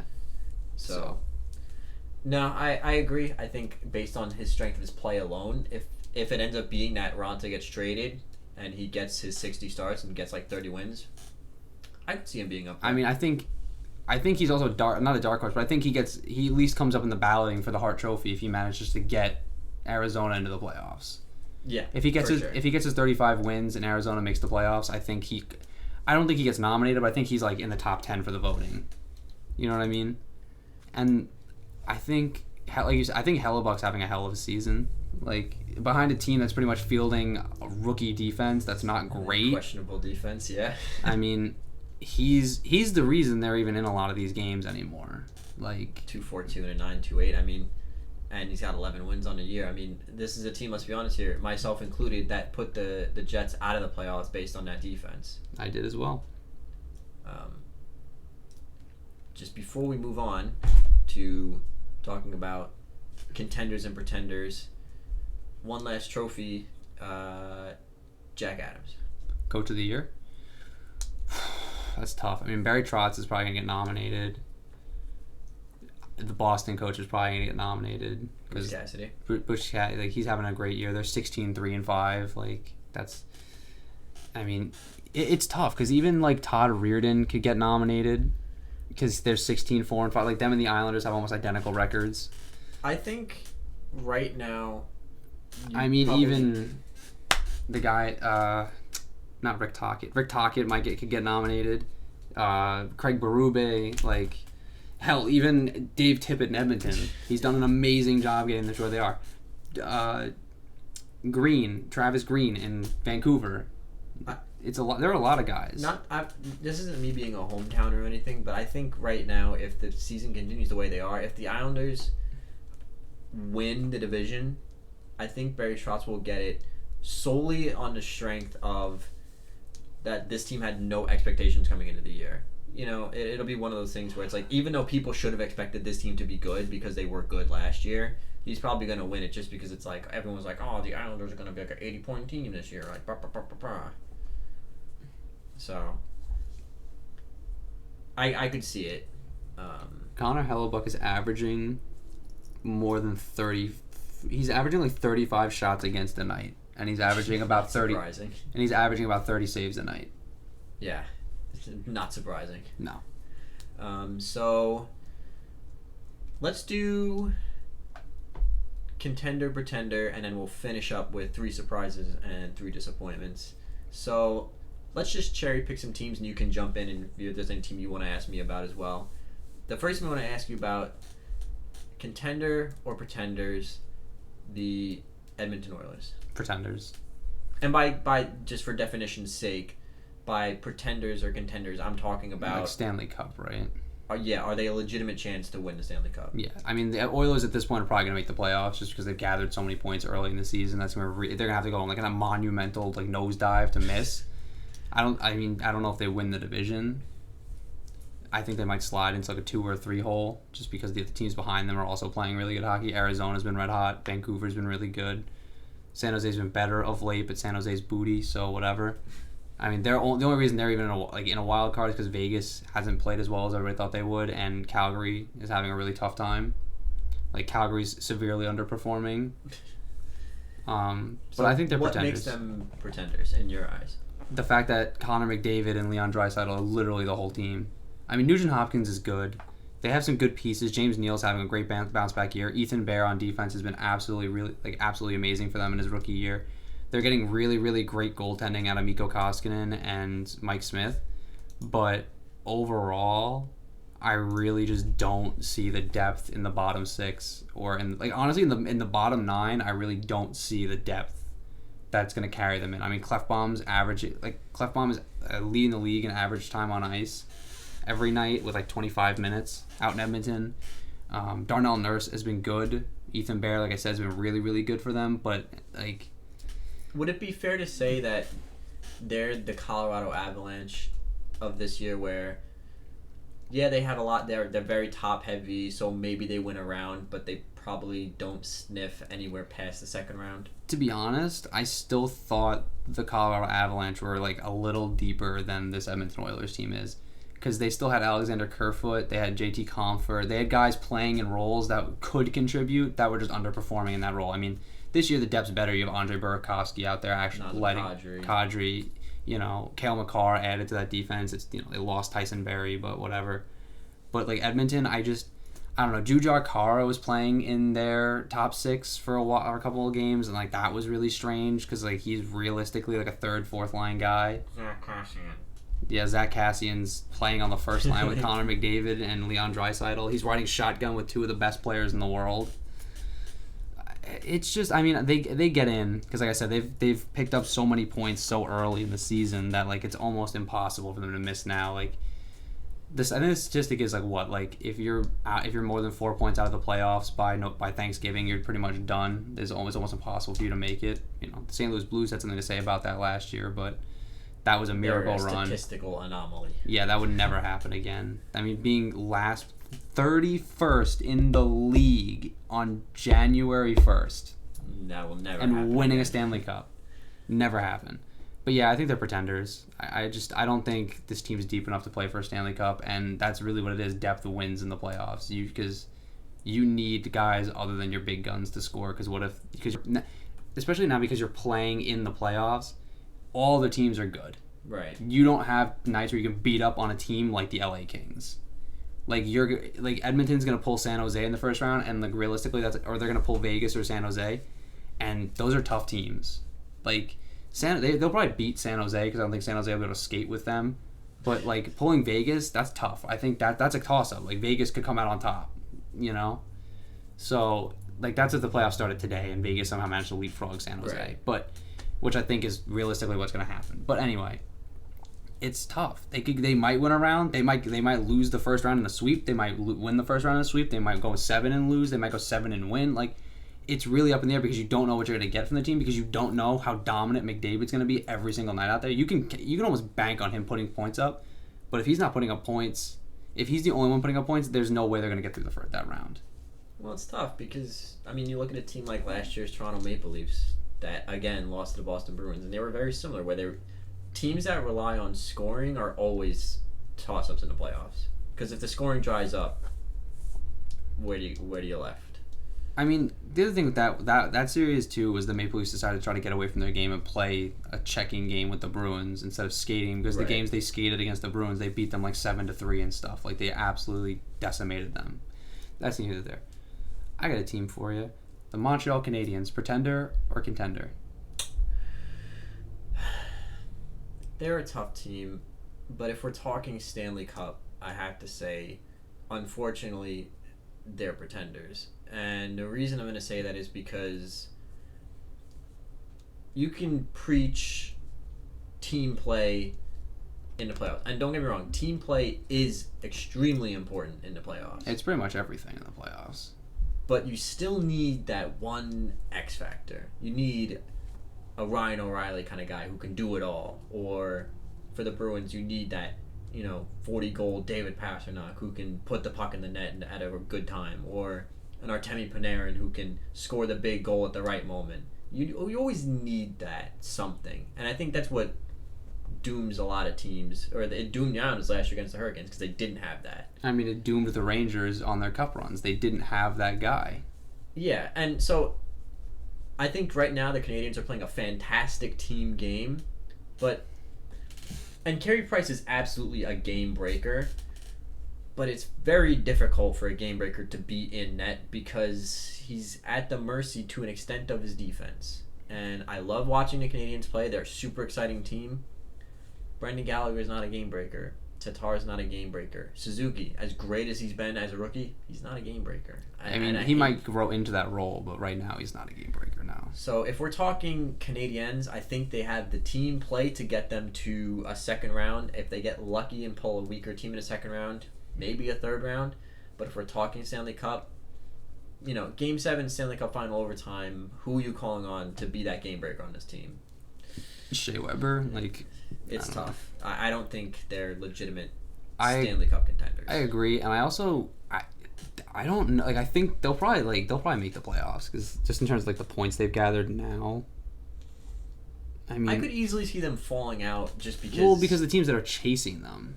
I mean, Tampa Bay, Toronto, and Buffalo are all chasing them, and those are all decent. Toronto and Tampa Bay are all good hockey teams, and Buffalo's a much better team than they've shown in the month of November. So, well, if they turn it on, then if those teams turn it on, you're probably not unseating the Boston Bruins at this point. No, but you could realistically unseat a team like the Panthers or the Canadiens, especially with a team as good as the Lightning and the Maple Leafs are supposed to be. So, would it surprise me if they fell out? No. No, I don't. I just think they've had a really hot start, and I think it's really interesting to watch. But if they make the playoffs, where are you putting them? I mean, they might be able to win a round. I mean, they're a team. They're the first round's always kind of tough because they'd be playing the Florida Panthers in the first round. If the playoffs are today, right now, they'd pull the Florida Panthers, and I don't know. The Panthers, they haven't looked as good as I thought they would. Let's conjoin this. Panthers, pretenders or contenders? Let's do a joint effort here. They're pretenders. They're not a Stanley Cup team. As much as I would have liked them to have been, with the addition of Sergei Bobrovsky, I really thought I was going to put him over the top, but he struggled a little bit this year. The defense has struggled. The scoring's not really there. I mean, Sasha Barkov's not having that great of a year. I mean, this is a guy that scored 95 points, I think, last season. I mean, even Dadonov's not having as great a year as he had. I mean, the quietest 70-point scorer in the league last year, 30-goal scorer. He's not really doing what he did. Mike Hoffman's a lot quieter than he was last year. I mean, that's not to say I don't think they could do it. They could absolutely surprise me, and we could be having this conversation at the 3-quarter mark and be pretenders, contenders, and I could be yeah, the Florida Panthers are absolutely contenders right now. If But I just think without Sergei Bobrovsky bringing his A game every night, that team really isn't as good as they're essentially in the situation they were last year. Right. They have a slightly above average goaltender playing every night with Roberto Luongo in his twilight years, and Bobrovsky doesn't look like the world beater he was last year. He doesn't look like the same goaltender that knocked out the Tampa Bay Lightning almost single-handedly last season. I'm not saying he can't get there. I mean, Sergei Bobrovsky certainly has been a streaky goaltender in his career. I mean, last year in Columbus, he had a really rough stretch about this time last year in November and December. But from January on, he was the best goaltender in the NHL. So, I mean, I'm expecting something similar out of him. So, it's tough. But for me right now, I think they're pretenders. Because I just don't think overall players are playing up to the expectations that they had. I agree. I like the fact that the Panthers are now playing well, but I can't see this roster. I just don't think it's enough to. It's different between a team like when you look at the Blues roster last year. You were looking at this roster like, how are they so bad? You know, there's pieces here, but you look at the Panthers roster and you're kind of like, yeah, third place or wild card is really where they should be. And that's the thing. I think given another year, they might, in some progression, they might be a contender. Like I expect this roster to be competitive going forward. Well, I expect that they're going to rise at a good time because teams like the Bruins are getting older, and the Bruins aren't going to be as dominant once guys like Chara's out, and then Bergeron's getting up there now, and Marchand's getting up there. So the Bruins are an aging roster, the Panthers are upcoming roster. So yeah, give them a couple of years, they could probably be competing for the division. But right now, I'm not putting them there. No. Especially because the whole pretending contender argument too is they have to go through the Atlantic Division, and the Atlantic Division is going to be a tough pull no matter what. Yeah, they have Montreal in the first round. They can knock out Montreal. I'd be pretty confident with them taking on the Montreal Canadiens. but then in the second round, you have to pull the Boston Bruins, and then say by some miracle you get past the Boston Bruins, and you end up in the Metro, and you have to play a team like probably the Islanders, Carolina, or the Washington Capitals, and those are all really tough pulls, and I just don't think that roster can beat those teams. Let's talk about a team that's currently out of the playoffs, but was expected to be competing for a divisional spot and even the West. Nashville Predators. I think, well, now with the Victor Arvidsson injury, it's tough, but I'm going to say pretender. I'm going to say that their defense hasn't been as dynamic this year as it has in the past. I mean, the subtraction of PK Subban isn't it hasn't really been the end of the world, but their defense, their goals against per game hasn't been great. Pekka Rinne hasn't looked all that comfortable all year. UC Saros also hasn't looked that comfortable. I mean, they were scoring 4 goals a game on average, and that's great, but it's not 1987. You're not going to score your way to a Stanley Cup anymore. It doesn't happen. So if they can tighten up defensively, then yeah, I think, and Pekka Rinne can start to look more like himself, then I'd say yeah, that's a contending team. But right now, I think they just based on what's happening, I just don't think they look comfortable. So I'm going to say they're pretenders. I agree. I was very much against letting guys like Subban, Simmons, and Boyle kind of just walk off the team without really and the addition replacing. of Matt Duchene. I forgot about Matt Duchene. He really hasn't been the dominating offensive force they thought he was. He's nowhere near the top of the league in scoring. Right. So it's you let these role players go, and then you bring in a guy, you put all your eggs in his basket, and it's none of them are hatching. So I agree. I think if they get into the playoffs, I would argue that with the experience on the roster and a playoff-bound, playoff form Pekka Rinne, they could probably make Western Conference Finals, but I don't think they have that extra step to go to the Stanley Cup. I'd agree. Vancouver Canucks, pretenders or contenders? Let's modify it. Let's say the Vancouver Canucks, playoff pretenders or contenders. I think they'll make the playoffs. They're sliding right now. They're hitting a rough patch. But given the Pacific Division, I can easily see them competing with the Coyotes. I think the Flames are going to bounce back, and I think the Flames are going to end up in a divisional spot. But the Carolina Hurricanes scored 2 goals in 1 minute and 10 seconds. Yikes. Sick. I think the Flames are going to bounce back and snag a divisional spot. But, I mean, really, are the Canucks any worse than a team like the Coyotes or the Golden Knights or the San Jose Sharks at this point? No, they're all on an equal playing field. So I can easily see the Canucks snatching the third spot or a wild card. So I'm going to say playoff bound. I'm going to give them a 6-game playoff series, but I don't think the roster has that experience to get past first round yet. Yeah, I'd pretty much agree. I think they're playoff bound. I think, like you said, they're hitting a rough patch now, but they're a young team. That's bound to happen. I think their goaltending has been superb this year. Jacob Markstrom has been absolutely amazing, and Thatcher Demko is proving to be the real deal. So they're going to have a situation there where they have to do something with Markstrom, and because Demko's the guy. Like, he's looking like the future. Be the 5-year plan, man. Yeah, exactly. But I don't think, I think it's a good problem to have this year is because you have 2 goaltenders playing great hockey. I mean, you have Quinn Hughes, who's been amazing for them. JT Miller added a whole new level, whole new element to that roster that they didn't have, and he's been really good for them. Besser and Pedersen are exactly what you'd expect. Jake Virtanen actually looks better this year than he has in a long time. There's a lot of pieces here that I think, this is a playoff team. Like you said, I don't think they get out of the first round, but I think they get there, and honestly, just getting there is an important step for a rebuilding team anyway. Okay, let's do this before we move on to our final segment. Give me your top 2 picks for Stanley Cup Finals from each division. So, your top 2 contenders from each conference. From each conference? It's 2 Eastern teams you think could make the finals and 2 Western teams. So, the Boston Bruins. I think it's just an easy pick. I mean, they're absolutely dominant. They're 16-3-5, 24 games into the season. They've lost 8 games out of 25 or 24. That's ridiculous.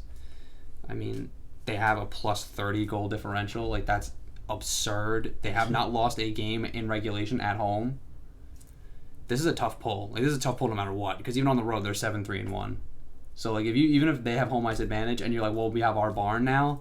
You can't even count on them being 0-4 in the shootout. They're road warriors. This team is good. This is a really good roster. And David Pasternak's having a career year. 23 goals, 24 games into the season. That's retarded. That's ridiculous. So that's my Atlantic. And then out of the Metro, I mean, it's tough. I'm going to bank on Washington just because they have the experience that the Islanders don't, because they've been there and they've done it, and the roster's pretty much intact from that Stanley Cup team still, minus Andre Burakovsky and stuff. But even then, he was playing in a bottom 6 role, really wasn't getting the time. So I think the Capitals could do it. I don't know if they get to the Stanley Cup final. I don't know if they win. But again, the Capitals also have a record similar to the Bruins. They're 16-4-5. They have a plus 16 goal differential, not great. They've won 6 games at home, but the Capitals on the road are absolutely lights out. They've won 10 games on the road. So it's tough. I mean, even the Islanders could do it. The Islanders had a 17-game point streak. I can't count against the Islanders. But for the sake of picking one,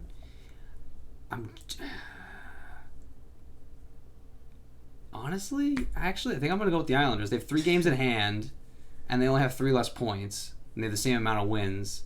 And they're better at home, which is more important in the playoffs. And they just came off a 17-game point streak, which is absurd. Which ended on the Western Conference road trip, which is never easy for Eastern Conference teams to do. Well, the time change, and then you just swing through and play those 3 teams all at once. I mean, do you remember in 2013, 2014, and 2015, back in that period when all of those teams were good? That swing, brutal. That swing was hardcore. I mean, it's back you were lucky to get 3 points out of that. I mean, it's. And I remember when the Rangers went in there in 2014 and swept it. I was like, wow, okay. That's really when the team started to play like a team. They went through and swept the West Coast, and I was like, all right, well, that's impressive. I mean, to be honest, that's probably going to be the people talking about the tri-state area in a couple of years. If the Devil roster comes up and performs the way they think, the Islanders stay good, and the Rangers develop, people are going to be coming to the tri-state area dude, we got to get maybe 3 points out of this. This is going to be tough. I would have liked to have talked about the Toronto Maple Leafs. I mean, they're better under Sheldon Keefe, but I still don't think they're gonna. I don't think it's gonna be enough. I don't think the coaching difference is gonna be enough to make up for the roster deficiencies. Yeah, exactly.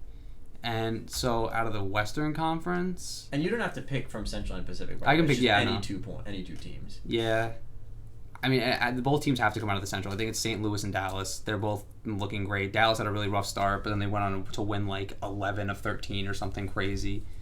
And St. Louis has just looked like they want to repeat more than anybody else. Like, they're absolutely unreal. Jordan Binnington's proven to be the real deal.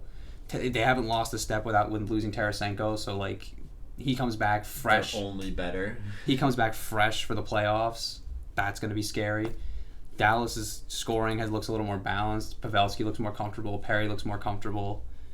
Miro Heiskanen still looks like the absolute stud he always has been. And they have Ben Bishop, and I'm not going to bet against Ben Bishop on a team that can play. I agree with all four of your picks. Those were the teams I was thinking about. Bruins, I think it's pretty easy to pick them. They're a veteran team. They've been there before. They know what they got to do. This core has played in 3 Stanley Cup Finals now. They beat the Canucks. If we talk about the Marchand, Bergeron, Chara, Rask, although Rask wasn't starting on the team at that point, but this core has been to what? It was the Vancouver 2011, 2013 against they played against the Blackhawks and lost, and then last year against the Blues. So this core's been there. They know how to get there. And they played in Stanley Cup Final. They played not Stanley Cup. They played in conference finals. They've gone deep. Other than that, they know what to do. Yeah. So it's hard to bet against them as much as I don't want to, and as much as yes, did I put them in a wild card spot in my preseason predictions? Yes, but they're proving me wrong, and I'm a believer now. I think this Bruins team will be a contender for the Stanley Cup Finals. And I'm going to say Islanders with an asterisk only because I think that they're better. I think they can play the Capitals. I think they can play the Hurricanes. They can play the Penguins. They can play the Flyers. They are missing that game breaker, but I could see them making it just on the strength of their team play. Out west, same thing. I mean, Blues and Stars.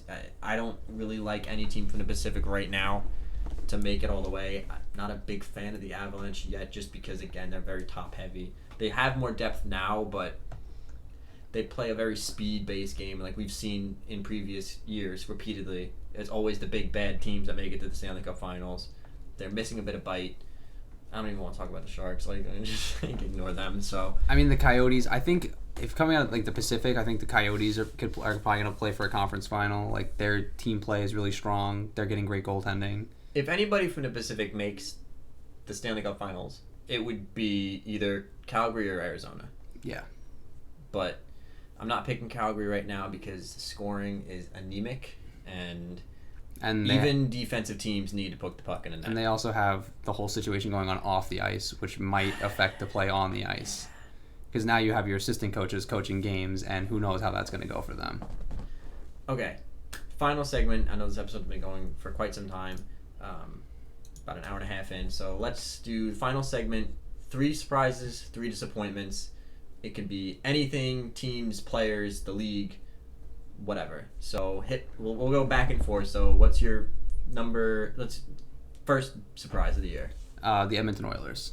The fact that the Edmonton Oilers are even in a position to be in a playoff conversation surprised the hell out of me, because I think I had them as rated as one of the worst teams in the NHL. Because I mean, they're playing exactly like we thought they were going to play. They're just winning games because their division's a lot weaker than we thought it was going to be. And for some reason, Connor McDavid only gets better. McDavid's on a quest to become he's just I don't know, he's just been divinely there was some divine intervention to put Connor McDavid on the ice. God literally, whatever you believe in, your concept of God, reached down and was like, Connor McDavid, you will play ice hockey. And now he's literally carrying a professional hockey team to a playoff spot. I mean, that's not to say they haven't been getting good goaltending. Mikko Koskinen surprised me. He's been playing pretty solid, but I'm expecting him to slide because he had the same thing happen last year. The only difference is this year he's not going to get rewarded with a $4 million contract halfway through the season and then tank. He might just tank. Yeah, I think that's my biggest surprise, my number one surprise so far this season. In a similar vein to me, one of the surprises for me this year so far has been the Vancouver Canucks. I did not give them enough credit at the beginning of the year. I've repeated in apologizing for not giving them enough credit. But they're a fun young team. I mean, these pieces have been meshing. I mean, JT Miller stepped right in and has looked right at home with this team. Besser, why did his name just escape? Pettersson, the captain, Horvat. Oh, Bo Horvat, I forgot about him too, yeah. Yeah, I mean, this team has been fun, and Markstrom and Demko have been playing really good hockey, and I'm really happy that the Vancouver Canucks are surprising me in the way that and they are. they're only gonna get better because they only have more pieces that aren't playing. And they only have Levy, guys that are gonna get older and better. yeah, like Oliu Levy's not playing yet. Whoever they drafted last year, I don't remember his name, but like he's not playing yet. Like this team is only going to get better, and if they start making moves for free agents and signing, like this team's like their bottom six is pretty solid. Like they have Jay Beagle down there, he's a good player. Antoine Roussel is a good player. He's like the money they're paying them isn't great. I mean, the Louis Erickson contract is still a millstone that they're dragging around, but I agree. The Vancouver Canucks have been a surprise, and a pleasant one at that. Like a very, very pleasant. Like the Oilers are a surprise, but it's not like a pleasant surprise. I'm not like happy about it because like I just don't understand how it's happening. Because I've watched games and like yeah, their team is good. They're playing a good team game, but like McDavid's putting up like 6 points a night, and I'm like, what is happening? Like this guy, literally nobody can stop Connor McDavid, nobody. But the Canucks are fun. Like I'm pleasantly surprised to watch the Canucks because like it's fun to watch them because they can skate and they can play. Like they're just a good young team. So I'll hit you with number 2 because my number 2 is still in the West. My second surprise here has been Arizona Coyotes goaltending. For whatever reason, I just did not give Kemper and Antirant enough credit. Not that I thought they were bad. I thought they were mid-tier goaltenders, but they're playing incredible. I mean, we saw the stats. Like, Kemper's playing absolutely lights out. And it's not like I thought the team was going to be bad. I put the Coyotes in a Pacific Division spot, but I didn't think it was going to be because of the goaltending, and they're proving me wrong on a nightly basis. Yeah, it was weird. I remember when we talked about the Coyotes beginning of the season, we thought they were going to score more goals, and they really don't. They don't score a lot of goals, and so their goaltending has to be lights out, and it is. And like you said, I never thought Kemper, and like after seeing Ronta play in New York, I never thought they were bad. I thought whenever Ronta got the shot with the starting job, because he's had all his injuries over the years, he'd do well. But like they've both done exceptionally well, and playing behind a team that's playing a very, very solid defensive identity, you know? I mean, they have Jacob Chikrin, Oliver Ekman-Larsson, Alex Goligoski's still out there, I think. I mean, Lawson Krause has been playing really well for them, who's the guy that Florida gave up on after drafting him in the top 10. So, I mean, there's a lot of really nice pieces. Clayton Keller looks good. Phil Kessel's been quiet, but actually, to be honest with you, I don't know if any of these guys have been quiet, and I don't know what kind of the numbers they're putting up, or like if they're having any sort of like crazy seasons, because we don't talk about the Coyotes. The media coverage of the Arizona Coyotes is literally nothing. Out here on the East Coast, for like, you know, just in case anyone hasn't figured it out, we're from New York, you know, so Eastern Standard Time. These games come on at like 10 o'clock at night, and even... So it's a tough watch for even us. And even like a tough watch, like it's just like nobody talks about them. I watch the NHL Network every day. I watch NHL Now from the 4 o'clock show because I want to see the highlights and the roundup. They don't talk about the Coyotes, and like the Coyotes are apparently one of the hottest teams in the NHL, and they still don't talk about them. I'm like, what do the Coyotes have to do to get any coverage? Because I want to hear more about the Arizona Coyotes, and I never thought I'd say that because this was a couple years ago. I was talking about that this team was a dumpster fire and we needed to move it.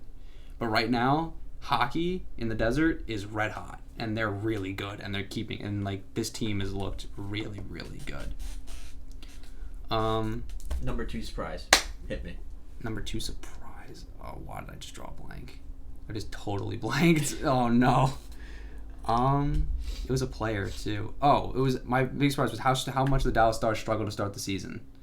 That was a surprise. It doesn't count as a disappointment because they're where they are now. But I was just really surprised, like with that roster, that they struggled mightily in the beginning of the season. They couldn't score goals. They couldn't keep the puck out of their net. Well, we were having a conversation about how are they going to get more goal scoring when they're so hamstrung with the roster they have. Apparently, the answer was just put the puck in the net. Apparently, the answer to their goal scoring problem was put the puck in the net. Well, the problem was, like, what are you going to do? Like, the roster that they were icing was a good roster. It was like the St. Louis Blues last year. We're looking at the roster and it's like, why aren't they doing anything? You still had Tyler Seguin. You still had Jamie Benn. You still had Alexander Radulov. You still have Miro Heiskanen. You still had John Klingberg. And you added Joe Pavelski, and you added a Corey Perry. And you still have Ben Bishop. Yeah, you still have Ben Bishop. You added Anton Hudobin. Like, you still have, like, Miro Heiskanen. And then you add, what was it? You still have Esa Lindell. Like, you still had good like, this was a good hockey team. And I was sitting here just going, like, what is happening? Like, what is going on?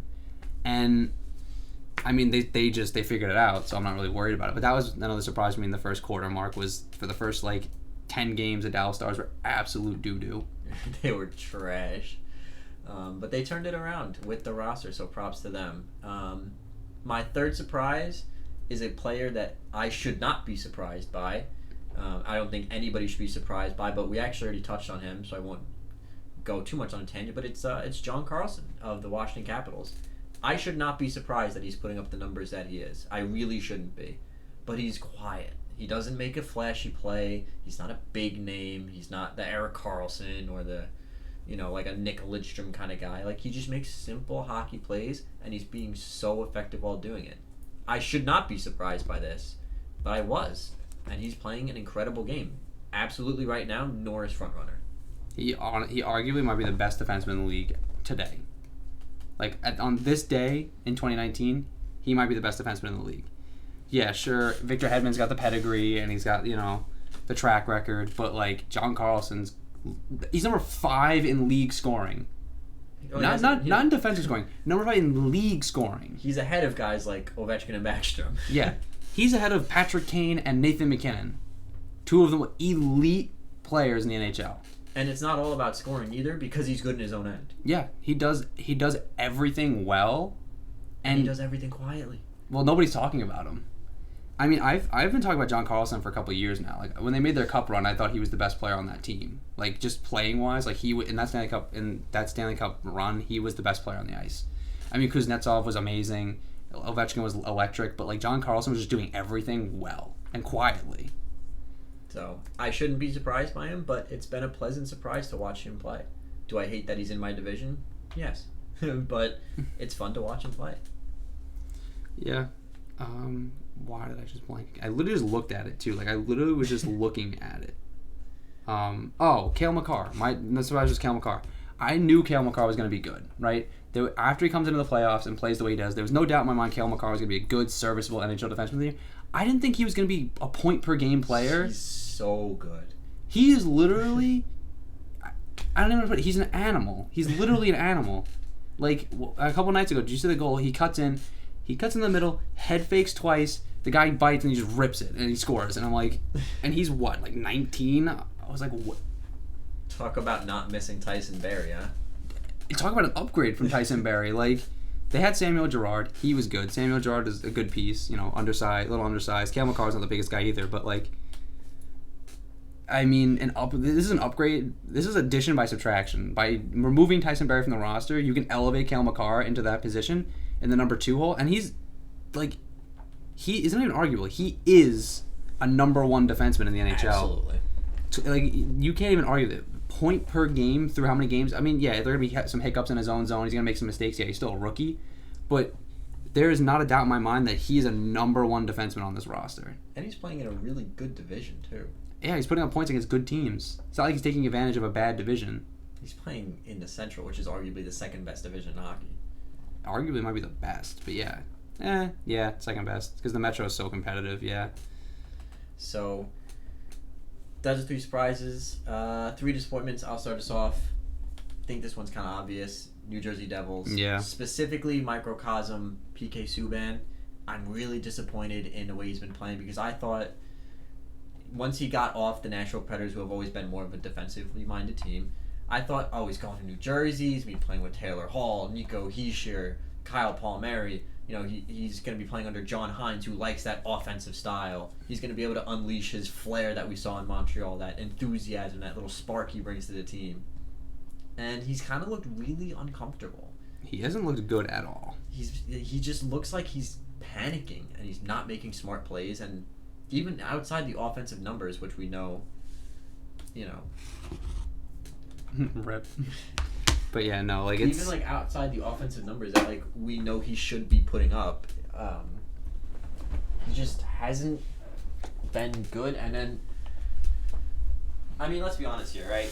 Nobody's going to say the New Jersey Devils aren't a disappointing hockey team. I mean, this team had so much expectations coming into the year, and they're like second worst right now, or third worst, like in the conference.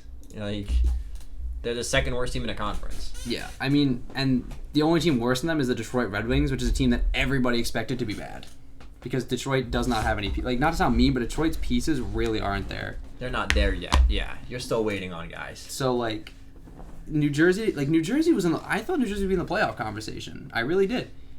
Corey Schneider. I mean, to piggyback on here, my biggest disappointment has been New Jersey's goaltending. I'll piggyback on that. The Corey Schneider situation is absolutely atrocious. The guy, it's like we said last week when we talked about it. Like, I just think finally his body just couldn't handle it anymore. Like, it caught up to him. All those games, they wasted his best years, and they just don't know what to do now because now they have 2 years at $6 million to hang on to. That's currently playing in the American Hockey League. Still getting paid $6 million because there is no AHL clause in his contract. Yeah. He's the highest paid AHLer on any roster down there. So I mean, it's just the New Jersey Devils situation is just bad. It's just bad. It's unfortunate because look, I don't like the Devils, obviously being an Islanders fan, but I thought it was gonna be better. Yeah, and it's not. So I guess that was one of your disappointments as well. All right, so I'll hit you with another one. I'm gonna call out a specific player. I've been very disappointed in Sergei Bobrovsky. His stats right now, he's got a 3.45 and a .888 save percentage. Like, I'm sorry, but yes, is there going to be times where goaltenders get used to a new team and a new system? Absolutely. So if Bobrovsky had like a 2.75 and like a 9.10, I'd be like, okay, he's adjusting. Those are horrible numbers for a team that's in a playoff spot. Like, the Florida Panthers right now, as we sit, are second in the Atlantic. So it's not like the team is bad. But Bobrovsky just has not looked good. He looks uncomfortable. Like, his angles are awful. I don't know what happened. Like, of course you get used to playing a certain rink's angles, but like, at the end of the day, it's 200 by 85 foot ice surface. Like, his angles have just been miserable. I mean, it was a changing goalie coach too. They might be trying to change his game from the way he's used to playing. Where in Columbus they had him playing such a specific way. I mean, there's a lot that might go into it, but yeah, no, Bobrovsky has not looked good. And this goes into what I was saying earlier. Like, Bobrovsky is struggling. Like, this is why I don't think the Panthers are contenders. Because if Bobrovsky's going to struggle, where Bobrovsky goes, the Panthers are going to go. Because when he's on, he is the best goaltender in the NHL, bar none. He is lights out. He can win games on his own. He wins series on his own. I mean, he swept the Tampa Bay Lightning. I don't care what anyone says. That team played well in front of him. But without Sergei Bobrovsky, they don't win that series. No. They specifically don't win game one. No. And then they probably don't win another game after that. Exactly. So, I agree. Just, it's tough. I mean, that's a lot of money that they have tied up in Sergei Bobrovsky. For a long time. Yeah. 10 years, like... Yeah. So, I'll go out and say my next disappointment is the Nashville Predators. I thought Nashville would be competing for a position at the top of their division, and they're chasing the Winnipeg Jets, who I had not even making the playoffs. A lot of people had them not making the playoffs. I mean, Connor Hellebuyck's playing great, but like, there's no reason Nashville with that roster should be trailing even Colorado. There's no reason they should be trailing a team like Colorado or Winnipeg. This team still has a top four that has Roman Josi, Ryan Ellis, and Matthias Ekholm in it. Those are good players. They're really good players. You still have Pekka, who I understand is getting older. He's north of 35 now. Like, that's not great. But then you have Jussi Saros, who's supposed to be the next Pekka Rinne. And Jussi Saros is only like 24. Like, he's a young guy. He's ready to play. He can play. You signed Matt Duchene, who you thought was going to be to fix all of your problems. He was going to be the number one center you've always wanted, the center of your dreams. Matt Duchene has not come as advertised. He's been good, but not great. It's the same thing happened with Ryan Johansson. Remember when they traded for Ryan Johansson? He was going to be the savior. He was going to be the be-all, end-all when they traded Seth Jones to Columbus and they traded for him. Duchene has 6 goals, 11 assists, 17 points in 22 games. So it's not bad, but like he's not what you thought you were getting out of him. He's not what you're paying him for. No. And it's the same thing. Like, their number one, he's the number one center. Number two center is Ryan Johansson, and Johansson has a habit of not really putting up a lot of points either. So like, what? Your two centers can't score. I mean, Duchene can score, but Johansson really can't. So that's great. You lose Victor Arvidsson now, so that's tough. I think Phil Forsberg went down with an injury at some point this season. Like, it's just, and the subtraction of PK Subban is becoming more and more evident because their defense isn't as dynamic. It's just the team isn't as good as everybody thought they were going to be, and it's really disappointing to watch because I was excited about this Predators team. I thought they were going to be a team that should be competing for a Stanley Cup. I mean, I had them in my mind, competing for the Central and probably competing for a Stanley Cup if everything went right. And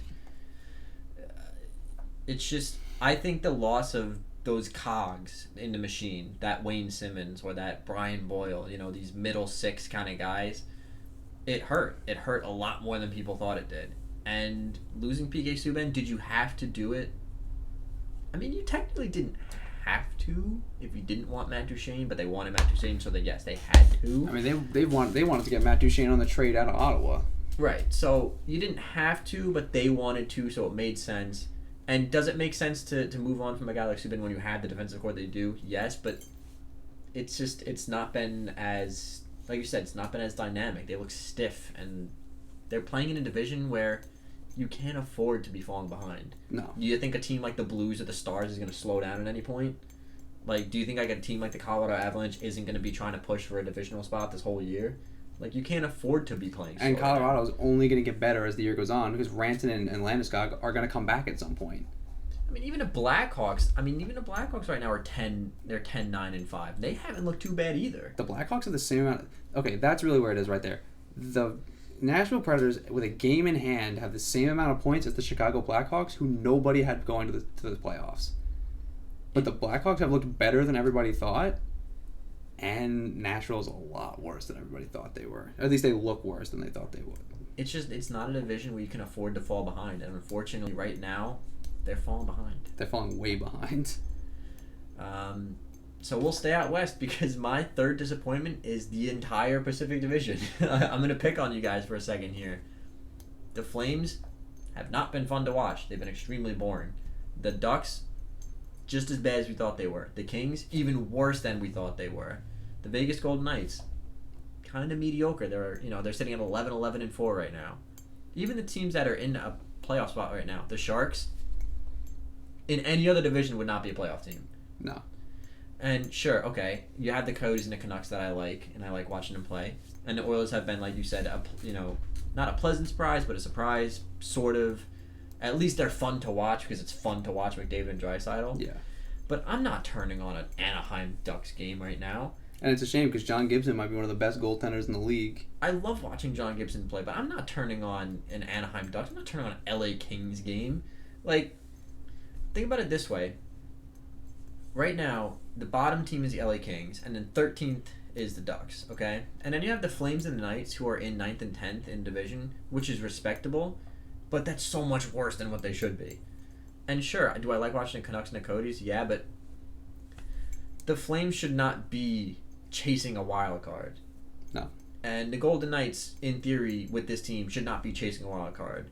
But the division is just not good. When San Jose starts as bad as they did, and then turns up the heat and is in a wild card spot, I mean, yes, did the Dallas Stars do that? Yeah, but let's not compare the Stars roster to the Sharks roster right now, because that's not fair to the Dallas Stars to do that, because that's like comparing like getting like a chocolate bar or like a kick in the face. Like, you're gonna choose the Dallas Stars chocolate bar. Yeah. So just the fact that the Sharks are where they are right now should tell you everything you need to know about this division. Yeah. You know what's funny? You know what my third disappointment is? It's a player in the Pacific Division. Who's that? My man, Johnny Gaudreau. Johnny Hockey. I mean, Trade bait? It's looking like it. He's not scoring. He's having a really, really rough stretch. I mean, to be fair, the whole Calgary Flames roster is having a rough stretch. The whole organization is having a rough stretch. Yeah, but I think even, like, David Riddick is still... He's still tied for first, I think, in the league in wins, or he's tied for second with 10 wins. And I thought his numbers were in for save percentage somewhere too, but anyway, it doesn't matter. But Johnny Gaudreau, like, you think we'd have him in the conversation for points or goals or assists or something. He's not doing anything. I don't even know how many points he actually has because nobody's talking about him, because what I think everybody's saying is that he's not scoring. And he looks uncomfortable. And I think now the situation with his coach is only going to make things worse. I mean, it's to be, you know what? Not to pick entirely the position. You know what? I'll pick somebody else too. Taylor Hall. Taylor Hall has been a big disappointment for the New Jersey Devils because he's only scored 3 goals through 21 games. That's not what you're paying Taylor Hall for. Well, that's not what you're losing sleep about losing this player over. Right. Exactly. And in a lot of ways, unfortunately for the Devils, they're probably in a position right now where they have to trade Taylor Hall because he's not staying. So It's become very clear he's not going to stay. Either you lose him for nothing or you trade him. And if Hall has as bad of a season as he's having, let's say for the next, play the next 30 games come trade deadline, he's only sitting at like 15 goals. Talk about like dropping value. Like, you just went from like top tier prospect and a first round pick to like first round pick and a low tier prospect, like a mid tier prospect and a late first round pick. Yeah. And it's tough. I mean, and even then, like, his value is not going to be as high as it could be because he's got an expiring contract. That's always like a stipulation. But the reason you'd give up a top tier prospect and a first round pick is because you'd be getting like the 90. You'd expect to get the 95 40 goal scorer Taylor Hall. Yeah, the 95 point guy. Hart Trophy Taylor Hall. But he doesn't look anything like that. He's looked very he just looks like he doesn't care on some nights. Like, I think he's checked out because he knows he's not staying. The team is bad. There's no way this team climbs out of this hole into a playoff spot. I mean, it's just impossible. And I don't want to call anybody out that we don't know about, but again, this kind of comes back to his agent, where his agent has a history of never signing during the season. So if Taylor Hall is not playing for a contract because he knows his agent doesn't want to sign one, like, what does he care? Yeah. Especially on a team that it was evident. It's not like, the Devils were. It's not like they were the Sabres, where it's like last year where the Sabres were really good, the best team in hockey through the first 30 games, and then they fell off a cliff. It's like the Devils on opening night walked out, put up a sign that said we're making the playoffs, lit that sign on fire, and then shot themselves in the face. Like, they're bad. It's just the blown leads, horrible goaltending. Taylor Hall's got 21 points in 23 games, right? Which is respectable. He's almost a point per game. But only 4 of them are goals. Which is what you're paying him for. You're paying Taylor Hall to score goals. You're going to pay Taylor Hall $8 million to put up 40 goals and 60 points. You're not paying Taylor Hall $8 million to put up 20 goals and 80 points. You're not paying him for 60 assists. You're paying Taylor Hall to score goals. I mean, last year he had 11 goals in 33 games, which is way more respectable. I mean, in the year he won the Hart Trophy, he had 39 goals. Like, you're paying him to score goals, and this is a guy, honestly, who chronically kind of underperforms in his career. He's never really been... I mean, he's only hit 20 goals 1, 2, 3, 4, 5, 6, 7 times, and he's been under 20 goals every other year. So this is a guy that's notoriously underperforming based on where he was drafted. I mean, first overall. And the expectations just around his I mean, this player. is a guy that, no offense, couldn't produce with Connor McDavid, which doesn't make any sense, but whatever. But then he goes to New Jersey, has great chemistry with Nico Hischier, and now this year, like you said, his trade value, like, he's been a disappointment. The whole team's been bad, but, like, this is a disappointment. Like, see, as an Islander fan, I kind of hope he stays underperforming because his name has been linked to us in trades. Like, I'd rather get him at a lower price, but as a Devils fan, you gotta be, like, tearing your hair out. You're like, we need to get rid of this guy because A, he's not signing here, and B, we can't let him walk for nothing. And this is what he's doing? 4 goals in 20-something games? You know what that, like, you extrapolate that over the course of the season, he's on pace for, like, 16 goals. Like, of course, he can always turn it on and score, like, 4 goals in, like, 6 games, and then that pace goes way up. But, right now he's on pace for, like, 20 to 25 goals. That's not what you're paying him for. Your only hope as a Devils fan is if you don't get the return you want from him in a trade deadline, that he gets a big ego, asks a bunch of other teams for $8 million, they tell him no, and then he signs with you for like $6 million. But like, I think at this point you have to trade him, and he's doing enough to make his trade value like where it's like, is it even worth it at this point? Like, I mean, he's doing what Chris Kreider's doing. The Rangers have to trade Chris Kreider, right? There's no way they can't not trade Chris Kreider. But the guy's not doing anything, so it's making it really hard to trade him because it's like, well, what are we going to trade him for? A bag of peanuts? Like, it's not worth it. Yeah. It's been tough for the Rangers as well. So, any last minute thoughts? That's it. All right, so quarter mark Stanley Cup prediction. I, at the beginning of the season, said Stars, Leafs. I'm going to rescind that. My current quarter mark Stanley Cup prediction, I am going to say Stars, Bruins. I'm keeping the Stars. I'm shifting Leafs to Bruins. I think I'm going to go with a rematch from last year. I think the Blues and the Bruins are proving that they're both the real deal still, so I think that would be an interesting. And if that happened between Stars and Bruins, I would say Stars in 7. What would you say between Blues and Bruins the second? I think the Blues would win again. I think the Blues in 7 the second time. I just think the Blues roster just can't be pushed around the way the Bruins would push other teams around, and I just think through the lineup there's more skill. Like Braden Shen is in that lineup, Ryan O'Reilly, and while the Bruins have a good top line and top 6, I just think the match, like pound for pound, that the St. Louis Blues have more talent in their bottom 6. And on the back end, I mean, they have, sure, the Bruins have Charlie McAvoy, but the St. Louis Blues have both Alex Pietrangelo and Colton Parayko and Jay Bouwmeester. Like, there's a lot. Justin Falk. Yeah, Justin Falk, I forgot about. So there's a lot here.